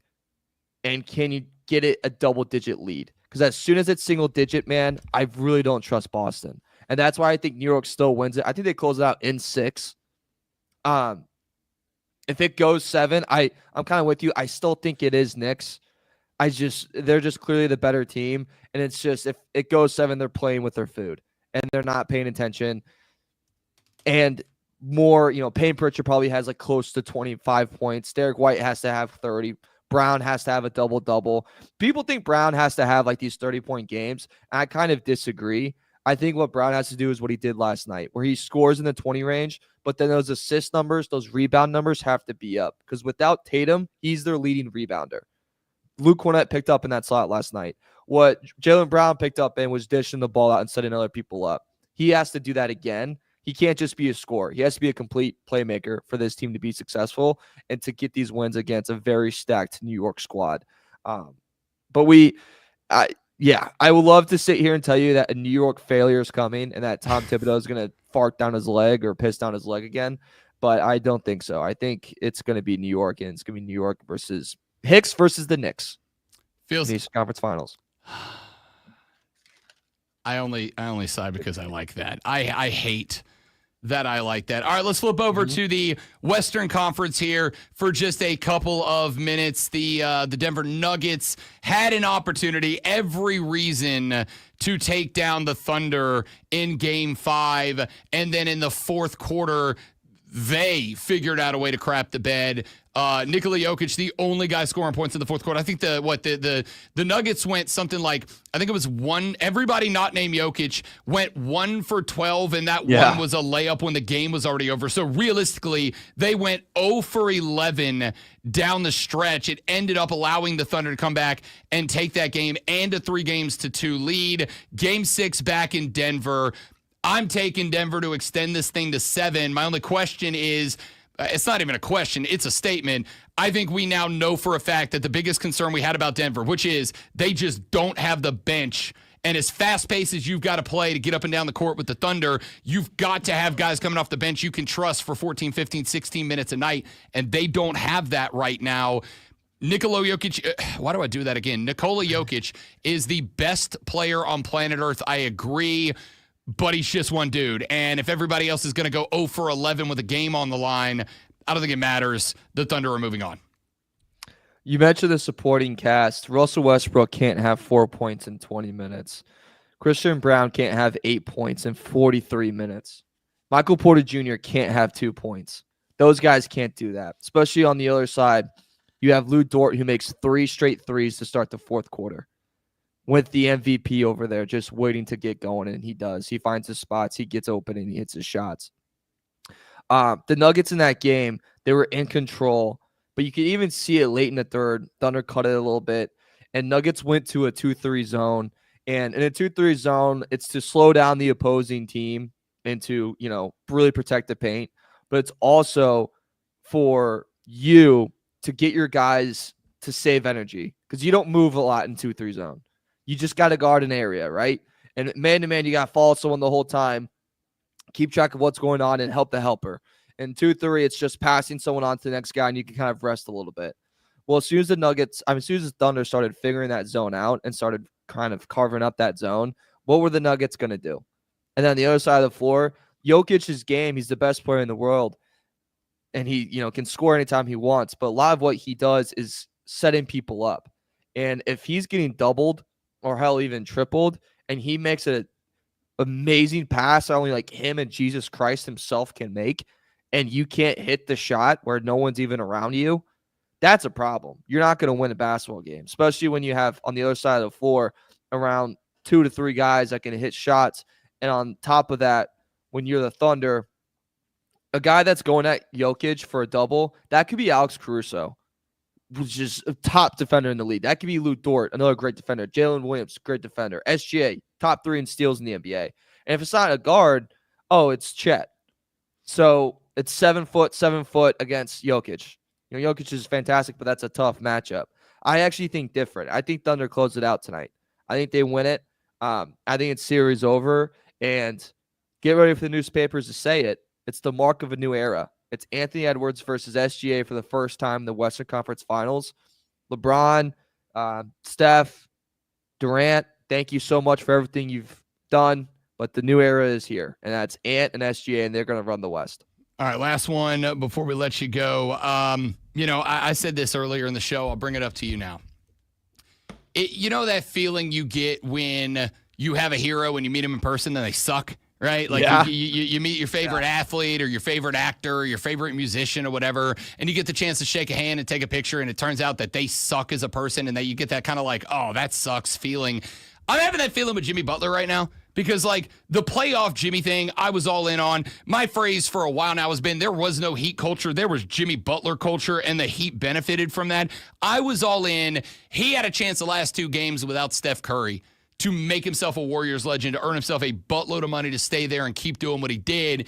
And for whatever reason, playoff Jimmy disappeared, like 17 points or less in the last 3 games running. No Steph. He's not taking shots. He's attacking to the free throw line, but then just stopping for no reason. I don't think anybody is going to be dinged up more from this postseason team-wise than Jimmy Butler. A text I got last night that I think sums this up the best is Warriors are going to be really sad when Steph is done. And I was like, yeah, they are. They're going to be really sad. I didn't understand Jimmy Butler's mentality through this whole series. Mike Conley was the obvious weak man on the floor for the Wolves defensively. And it was, you kind of set a screen until you get him. And Jimmy Butler gets situations where he has him. And you go, all right, now it's time to work. Now it's time to go. Make your move, get to the basket, score, get to your spot for a mid-range jumper. And then next thing you know, it's in Jonathan Kuminga's hands. Next thing you know, it's a pass. Then next thing you know, it's he doesn't want the ball anymore. And it's like, all right, are we doing like the Will Ferrell and, the movie where he's like, all right, I want it. Passes it back out like over and over again. I wish I could remember that movie. I'm going to say old school. That would be Semi-Pro? Semi-Pro. Wow. There we go. Thanks for the reference. We'll get you there. But no, I was really disappointed, man. It's maybe Jimmy Butler of 2 years ago could really will this together. But at the same time, Timberwolves are a very well defensive sounding team with a very solid rim protector, with a lot of guys that they can throw at you that kind of disrupt you. I just think Jimmy Butler never got comfortable in this game and never really found his rhythm. And that also kind of goes back to being added to a team in the middle of the year. When you get added a team to the middle of the year, you kind of are still figuring out who you are within the organization. So that hurts. I thought Warriors could make a title run with Curry healthy, but instead I just helped Vegas build another big building. Hayden asked Mario Herron from the Bet MGM Network joins us every Thursday at 9 o'clock to talk sports, basketball, football, baseball, whatever. We'll talk schedule release next time around. We will talk conference finals next time. Mario, my man, appreciate it, buddy. I'll see you tomorrow night, pal. See you tomorrow night in Hicks in 7, baby. I'll be at game 3. Wait. You had the opportunity to say Hicks in 6 and you passed on it? I don't think it's going to go 6. Doesn't matter. It rhymes and it sounds awesome. But You have to be truthful to the audience. Yeah, and then he'd be wrong. So I mean, Right, he, but he he's been believes a- it's going 7. It's been a week so- saying Hickson 6, and then if it is Hickson 6, you get to Selly. If it's Hickson 6 now, it's mine, and I'm not even a fan. You can take Hicks for 6. I would take Hicks for 7. I can't wait to be at Game 3. I'm pretty excited.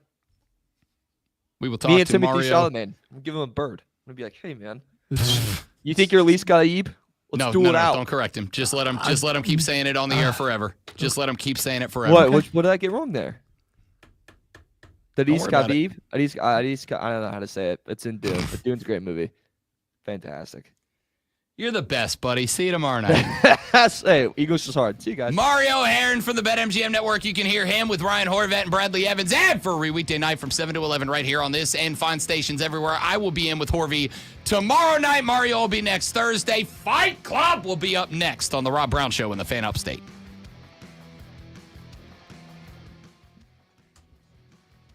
Thank you, guys. I hope you bring up in Fight Club is Illa versus Charles Oliveira. No, but I'm going to talk about John Jones ducking. Oh, don't get me started. I'm so pissed off about that. I got some quotes. I don't have the audio, but I got some quotes. So From who? John Jones? it's from John Jones. Yeah.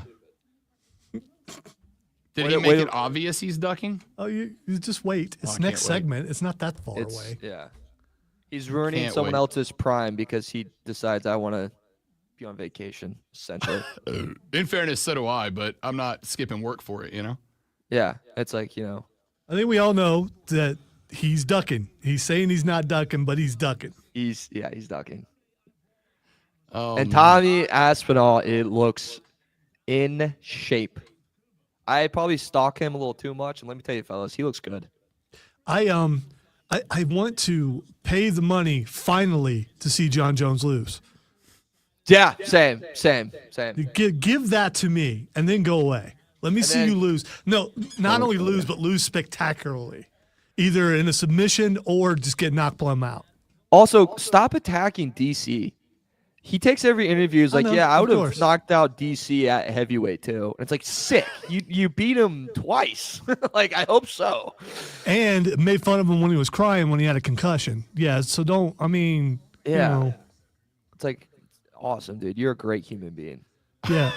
People really like Daniel Cormier, and they should because he's awesome. He's entertaining. Yeah, leave him alone. Yeah, he's done nothing. And it's not like Daniel Cormier is out there like John Jones isn't the greatest. He's literally like, no, he's the best fighter in the world. It was a very hard fight. John Jones is like, yeah, you're still a loser. And I could beat you at a heavier weight. He's like, sounds good. Thanks, man. Yeah, I don't. I can't stand him. All right. I gotta leave. All right, buddy. See you tomorrow. Thank you guys. Yeah, man. I'll see you. By the Later. way, I wanted to tell you this too. My dad wanted me to tell you that your show's his favorite. Hell yeah. Yeah, that hurt my feelings. I was like, yeah. He goes, haven't listened to that Rob Brown. I was like, yeah, he's really good. And he goes, yeah, I kind of like him better than your shows. Thanks, man. I was like, Wow. thanks, Dad. Do you see what you've done? No. Okay, all right. So at least he won't be negative for the last 40 minutes. I'm big. Yeah. I'm big in the Heron family. It cracked me up. He's like, you know, you should take some of that. I was like, Tell him. I'm trying Tell to. him I said I appreciate that, and let me know next time he's listening, and I will do the Papa Heron shout out for sure. I don't know. All right, I'll see you, fellas. All right, buddy. See ya. That's hilarious. Congrats on the fandom. Heck yeah. Yeah, I mean, you know. Take it where you can get it, baby.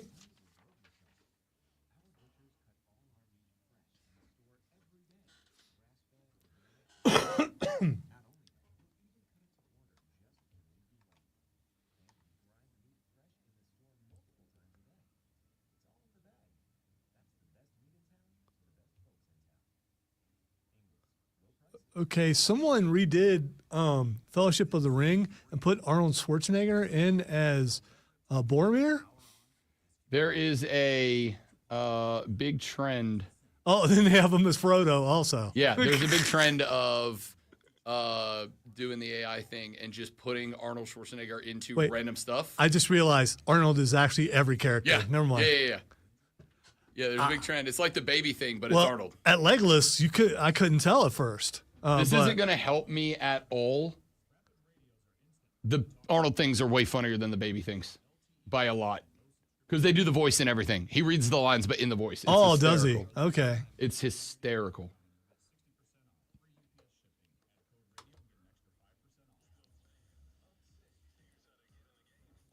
Have you heard nothing Lord Elrond has said? The ring must be destroyed. And I suppose you think you're the one to do it. And if we fail, what then? What happens when Sauron takes back what is his? I will be dead before I see the ring in the hands of an elf.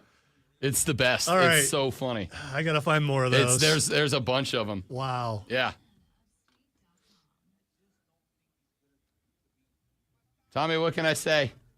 Parents love me, always have. Could never get girls to love me, but their parents did. It's also true now. My wife's parents adore me. It's the best. Drives her crazy. All right.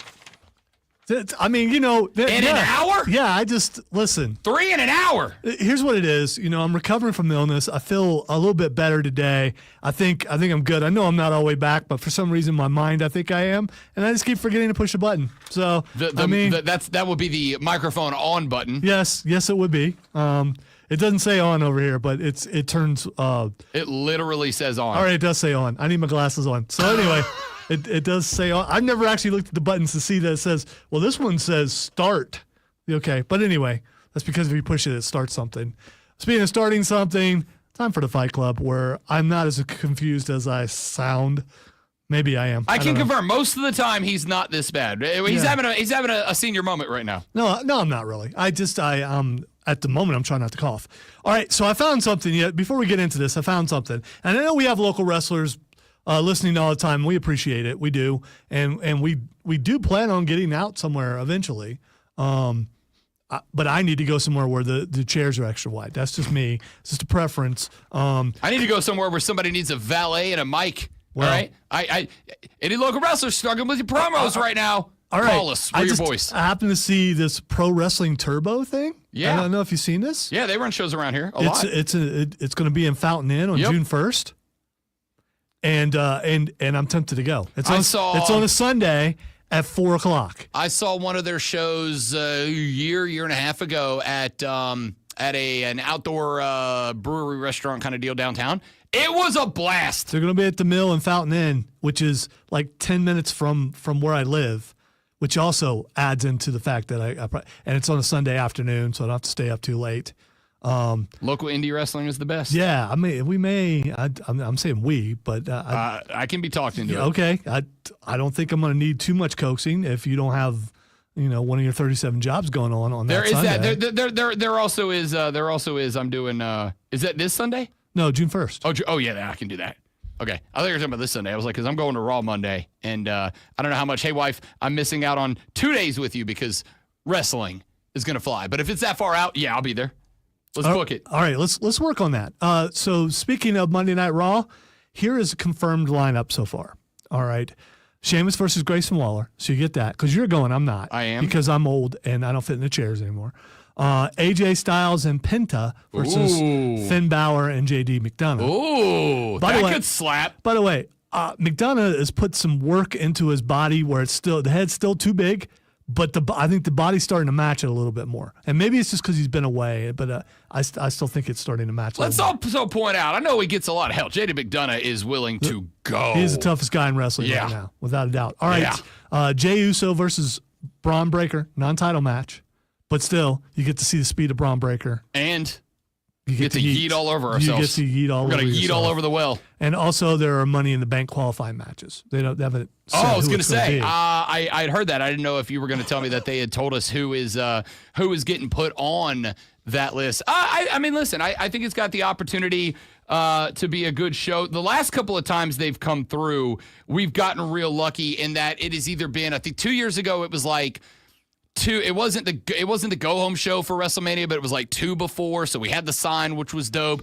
Last year they came through, and I think it was the week before Backlash. So you had a pretty big build up for that. This year it's the weekend after. So there's some ramifications. From what I could tell, it looks like it's shaping up to be a pretty good card. So hopefully, if we're going to get a wrestler in here Monday or on the phone or on stream, we'll find out tomorrow. I mean, that would be kind of cool. Or, I mean, we're versatile enough that if a wrestler's in the building and just walks into the room, we got it.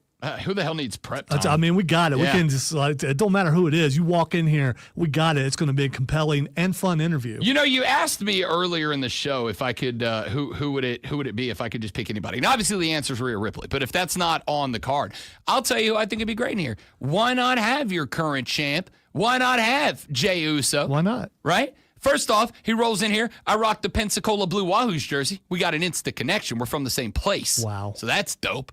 And on top of that, I don't know if you've seen, or I know you have, I'm saying the royal you. I don't know if you've seen some of these pods that Jay does where they're not like radio shows, they're just like true online podcasts. The dude's hilarious. Like, he has a good time. Well, I've got a shirt on order, which is supposed to be here tomorrow, that I've been looking forward to getting, and it's I got a Fatu shirt. I had to get it. They had the red ones and then they had the black ones. I like the red one better because I have enough black T-shirts. There are some wrestlers. It's got the wolf on the front. It's sweet. There are some wrestlers that I would prefer to do the interview in kayfabe, like as with their character. Yeah. And then there are some wrestlers that I just want to talk to them as people.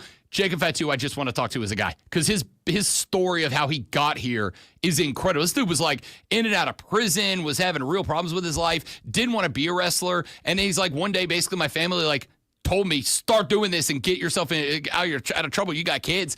And now he's quickly becoming one of the biggest wrestlers on planet Earth. And you can see, there was a clip not too long ago going around on social where the Boogeyman showed up backstage for a set, and Fatu got a chance to meet him, asked him to like take a video, right? Just like talk to him on a video. And when it was over, he started hopping up and down like a little kid. It was hilarious. This big ass scary Samoan dude turned into like a kid because he got to meet the Boogeyman. Dude, it was awesome. That would be pretty cool. Oh yeah, no, for sure. It'd be great. Boogeyman would definitely be cool. So I can't wait for that shirt to get in. I cannot wait for Monday. All right, let us jump to MMA really quick, and then if we have time, we'll get back into wrestling. John Jones versus Tom Aspinall. If you were watching on the stream, which you should do during breaks, we continued a conversation with Mario, who's a big MMA guy, and talked about how John Jones has been ducking Tom Aspinall. I mean, is it about money? I don't know. Here is John's quote, though. I got people in the chat calling me a duck, Jones said. Meanwhile, I'm living my absolute best life. I don't know if it's considered ducking when you're living good. I don't think it works like that. That whole thing is just ducking. He Yes, he ducks. There is an issue with, and this is part of the issue I've had with boxing. It is part of the issue I've had with MMA. It is the way that it is structured, and I understand it, but the way that it is structured, where it is about eyeballs. If you lose, especially in a position like John Jones, like he's older now, he is one of the best fighters on planet Earth, but he also, when he started, John Jones was going to be the biggest athlete of his sport. He was going to be the Tiger Woods of MMA, just the guy who like took it global, took it mainstream. And then obviously he's had a gazillion away from the octagon problems. The reality is what you and Mario both said about him. Both of y'all said, I am going to pay to watch John Jones lose. Yes. Well, that's fair, except for he's getting paid. And every fight he has gone through and not lost is one more card he gets paid for main event money to fight on, right? So the minute, whether it's Aspinall or somebody else, the minute that somebody puts Johnny to night, and that legacy's gone because nobody's watching him like, I want to see the most dominant fighter on planet Earth. I'm not going to say everybody, but most people are watching him to watch him get his head kicked in the low Earth orbit. The minute that happens, he's not a draw and he's not making money anymore. All right, I completely get that, but he's holding the belt hostage. Just give up the belt and retire. Okay, if you're not going to fight, if you're going to duck, give it to someone who will fight. The other part of this is, and this is where, to me, this is the problem where when you have, and I got a whole litany of complaints about WWE. We can do this another day. But because they're owned by the same company now.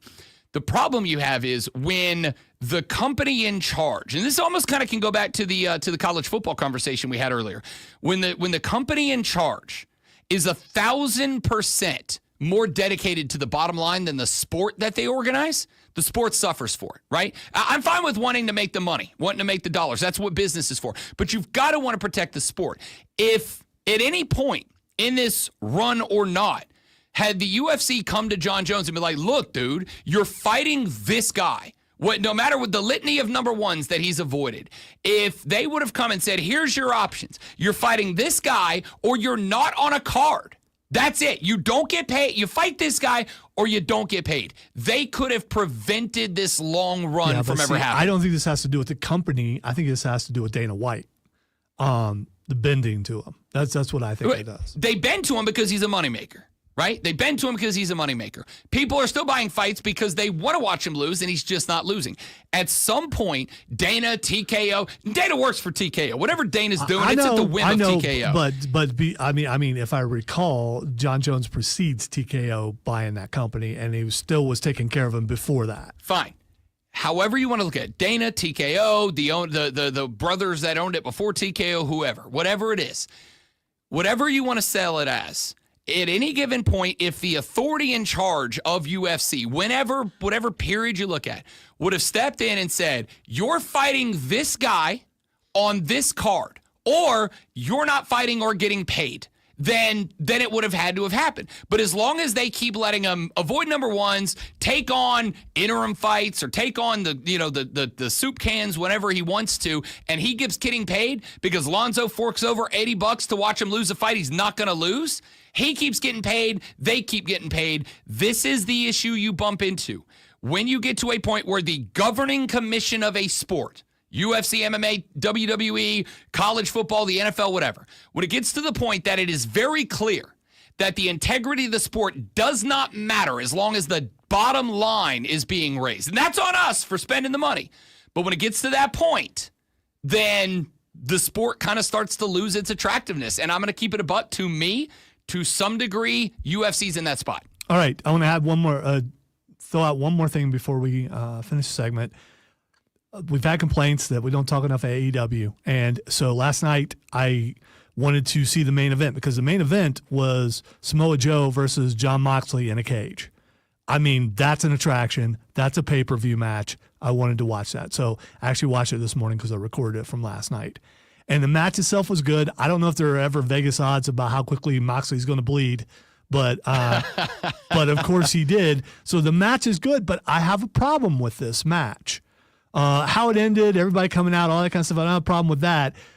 But there were rope breaks inside of a cage.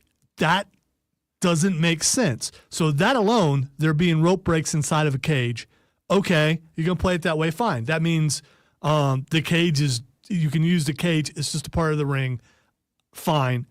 But then a briefcase was stuck through the gate, and the briefcase was used in front of the referee to take Samoa Joe out, which means there's no disqualification. Yeah, it's either no DQ or it's not. If there's no DQ, then there should not be ring breaks. And Moxley was saved twice with a ring break.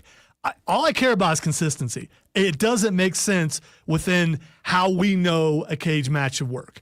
And if the briefcase was never entered in, I guess I'm okay with it. I still don't like it.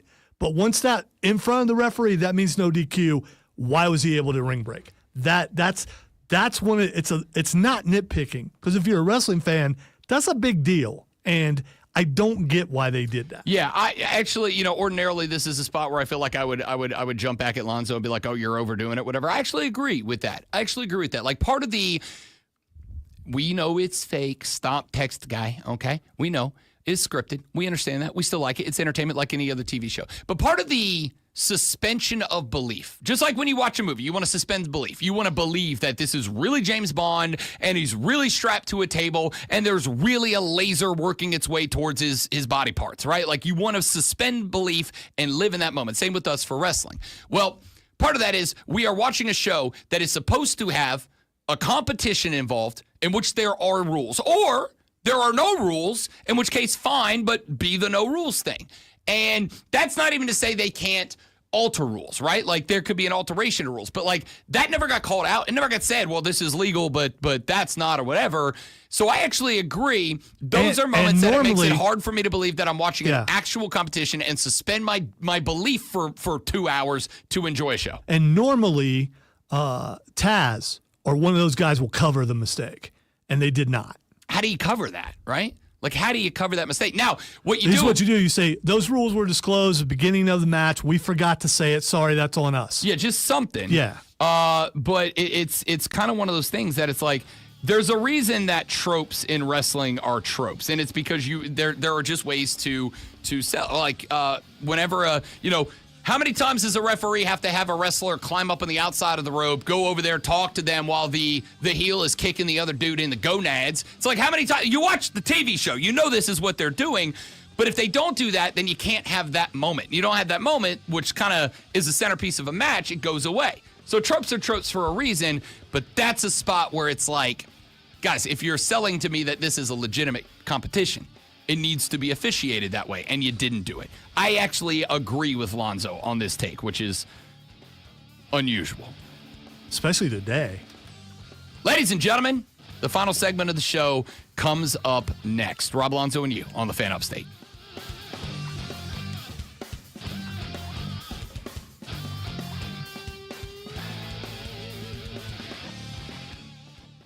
The only person from that faction that I like, I've always liked Shelton Benjamin. He's a great wrestler, and he's hilarious.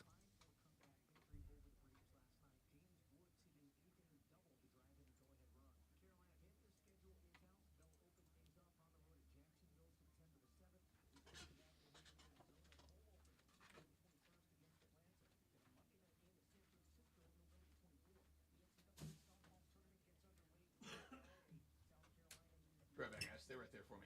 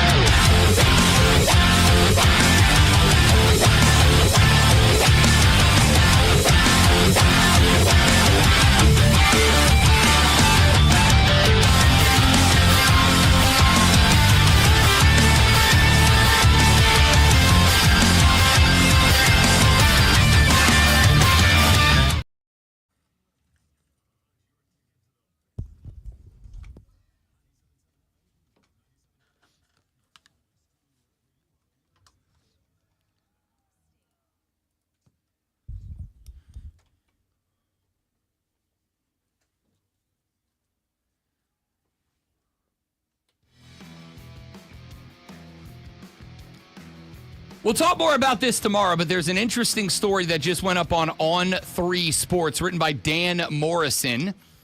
Ohio Representative Tex Fisher. That's not an Ohio representative's name. Daggum. Tex Fisher. Listen, people move down from Kentucky, from West Virginia, and have kids, and they still name them, stuff from, where they used to Listen, live. Tex Fisher's a great name. It's just not an Ohio name. Anyway, Ohio Representative Tex Fisher has presented a bill to the state house that is designed to almost entirely end noon kickoffs for Ohio State. Outside of the rivalry game with Michigan, which is traditionally played at noon, this bill, if passed, would prevent a game from beginning before 3:30 p.m. when any state university is involved. The other way to get a noon kick banned in the state of Ohio would be if both teams are ranked in the top 10 of the AP poll. Now, this is interesting. There is a consequence for scheduling a game before 3:30 p.m. for an Ohio State college or university that is not that or an AP top 10 matchup. According to the bill, violating this law would incur a $10 million fine against the host team's conference or the television network, depending on who scheduled the game. On top of that, no state university would be allowed with the NCAA, a conference or a network that may compel a school to schedule a noon kickoff. Now, there is some trickle-down impact that comes from the bill. On 3 Sports says while the focus appears to be on Ohio State and Fox's noon kicks, there are other state schools that play FBS ball. More specifically, there are several MAC schools that would need to address those changes and would have less financial flexibility to manage a fine. This isn't going to go anywhere. It's not going to get passed. It's dumb. I mean, you're wasting taxpayer time. Do something that might actually pass. I mean, it's just I just don't get the waste of time. Well, it's politics. There's plenty of that. Yeah, goes on. I know, but at least hide it like most people do, and try to make it look like it's some Well, he's some not sort at of the, he's feasible not bill. at the federal level yet. So. Okay, all right. Well, yet with a name like Tex, though, he's on his way. Tex Fisher. I've made this clear. I hate noon games for my own teams. I hate noon love games. noon games. This is awesome, and here's the reason why I'll never pass, because of a big noon Saturday and the Fox thing. How many times has Ohio State been on that? And it's I think it's prime time for college football. You don't. And we will always disagree with that. I think because it is that game and that big noon Saturday is becoming a thing, at least from what I can tell. 2 Big Ten people. Well, anyway, Big Ten team that we're talking about. It's a Big Ten bill. Yeah, so I want to see Gus and who's the other dude that's with him all the time? Oh, the announcers. Yeah. Is it Gus Johnson? Yeah, Gus Johnson. I forget the color guy's name. Who's a big deal too. Yeah. I forget names right now. But anyway, so I want to see them every week. And I know there's a shot, because I live out of market, that I'm going to get to see Ohio State play because they're on that thing all the time. I look, when I was in college, and as somebody who loves traveling to football games, me and friend of the show, Jack, are working on September 28th. He's a big Bills guy. September 28th, the Saints are at Buffalo, and even though we're going to lose by 50, he's from Buffalo. His family lives close to the stadium. He's like, yo, do you want to go up to Saints and Bills? And I'm like, yeah, I want to see what the Mafia is all about. I might go through a table. I might take that bump. We'll see how it goes. I like games that are played later. I like games that I can tailgate through. This is a game. This is a bill that is exclusively for people who go to games with regularity, that do not want to go to a game and tailgate for 2 hours and then go. They want to make a whole day out of it. They want to be in the tailgates. They want a parking lot. They want to go get some food and some drink beforehand. This bill is only for people who go to games with regularity. But I would also say, who are the people that go with to games with regularity, especially now as not Ohio State, but many schools are starting to shrink their stadium but increase the in-stadium experience? The people that have the money. So this is from a what I bill could that tell. is written for people who are season ticket holders who go to every game and want more tailgate time. When people want to drink, they're going to drink, and they'll just start their tailgating before breakfast. I mean, and there are people who actually go to the stadium and never go inside. It's just about the tailgating. Happens. I've seen it happen at Clemson. I've seen it happen at other places. People just go there. They never bother going inside. They got a TV that they put outside while they're tailgating, and they just sit out there and watch the game. Oh, I don't disagree. And I've been that guy before, right?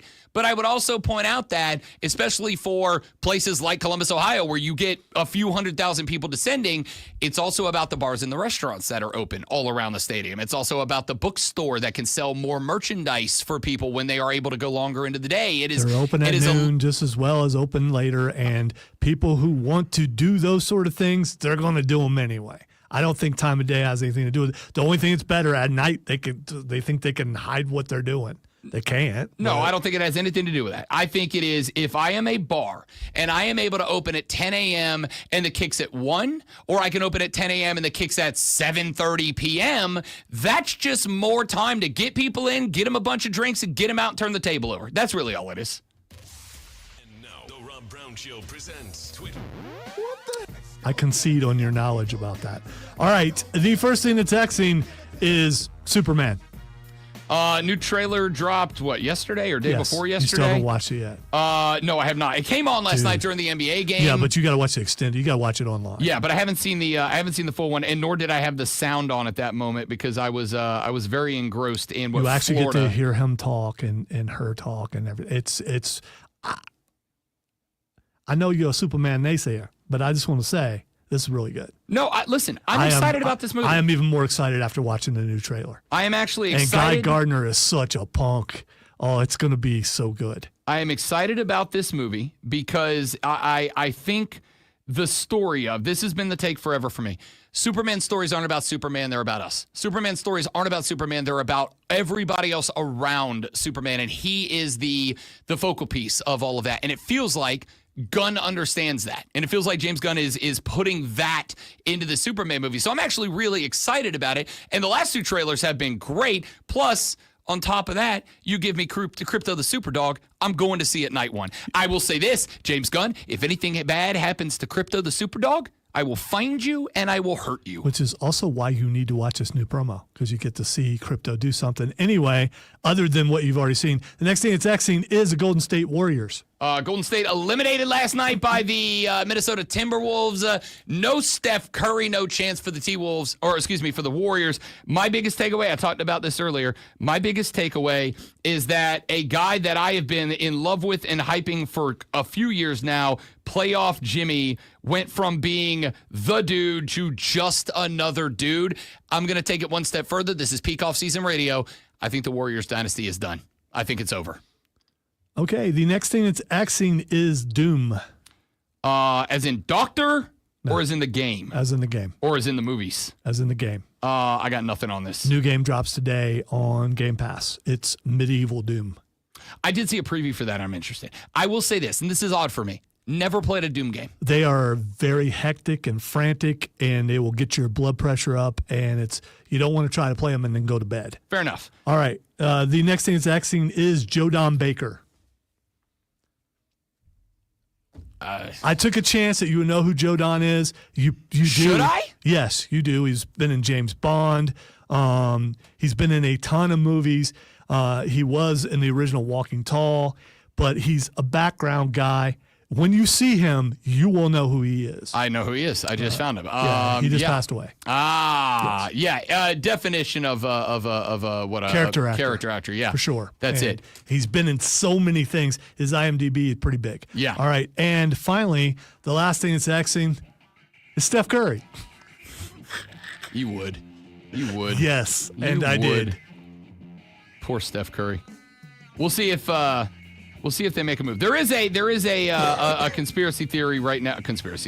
A working theory online right now. You know, I've all been talking about Giannis Antetokounmpo ending up as a Spur.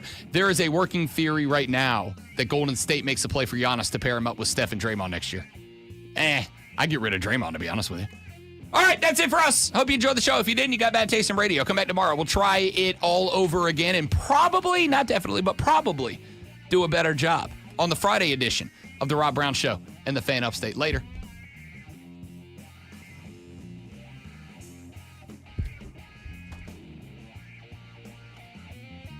Gardner's wig is so terrible. It is. It's but the point. It's that's the supposed point, to be. Yeah. I'm excited about it. That character in the comic book has that kind of haircut.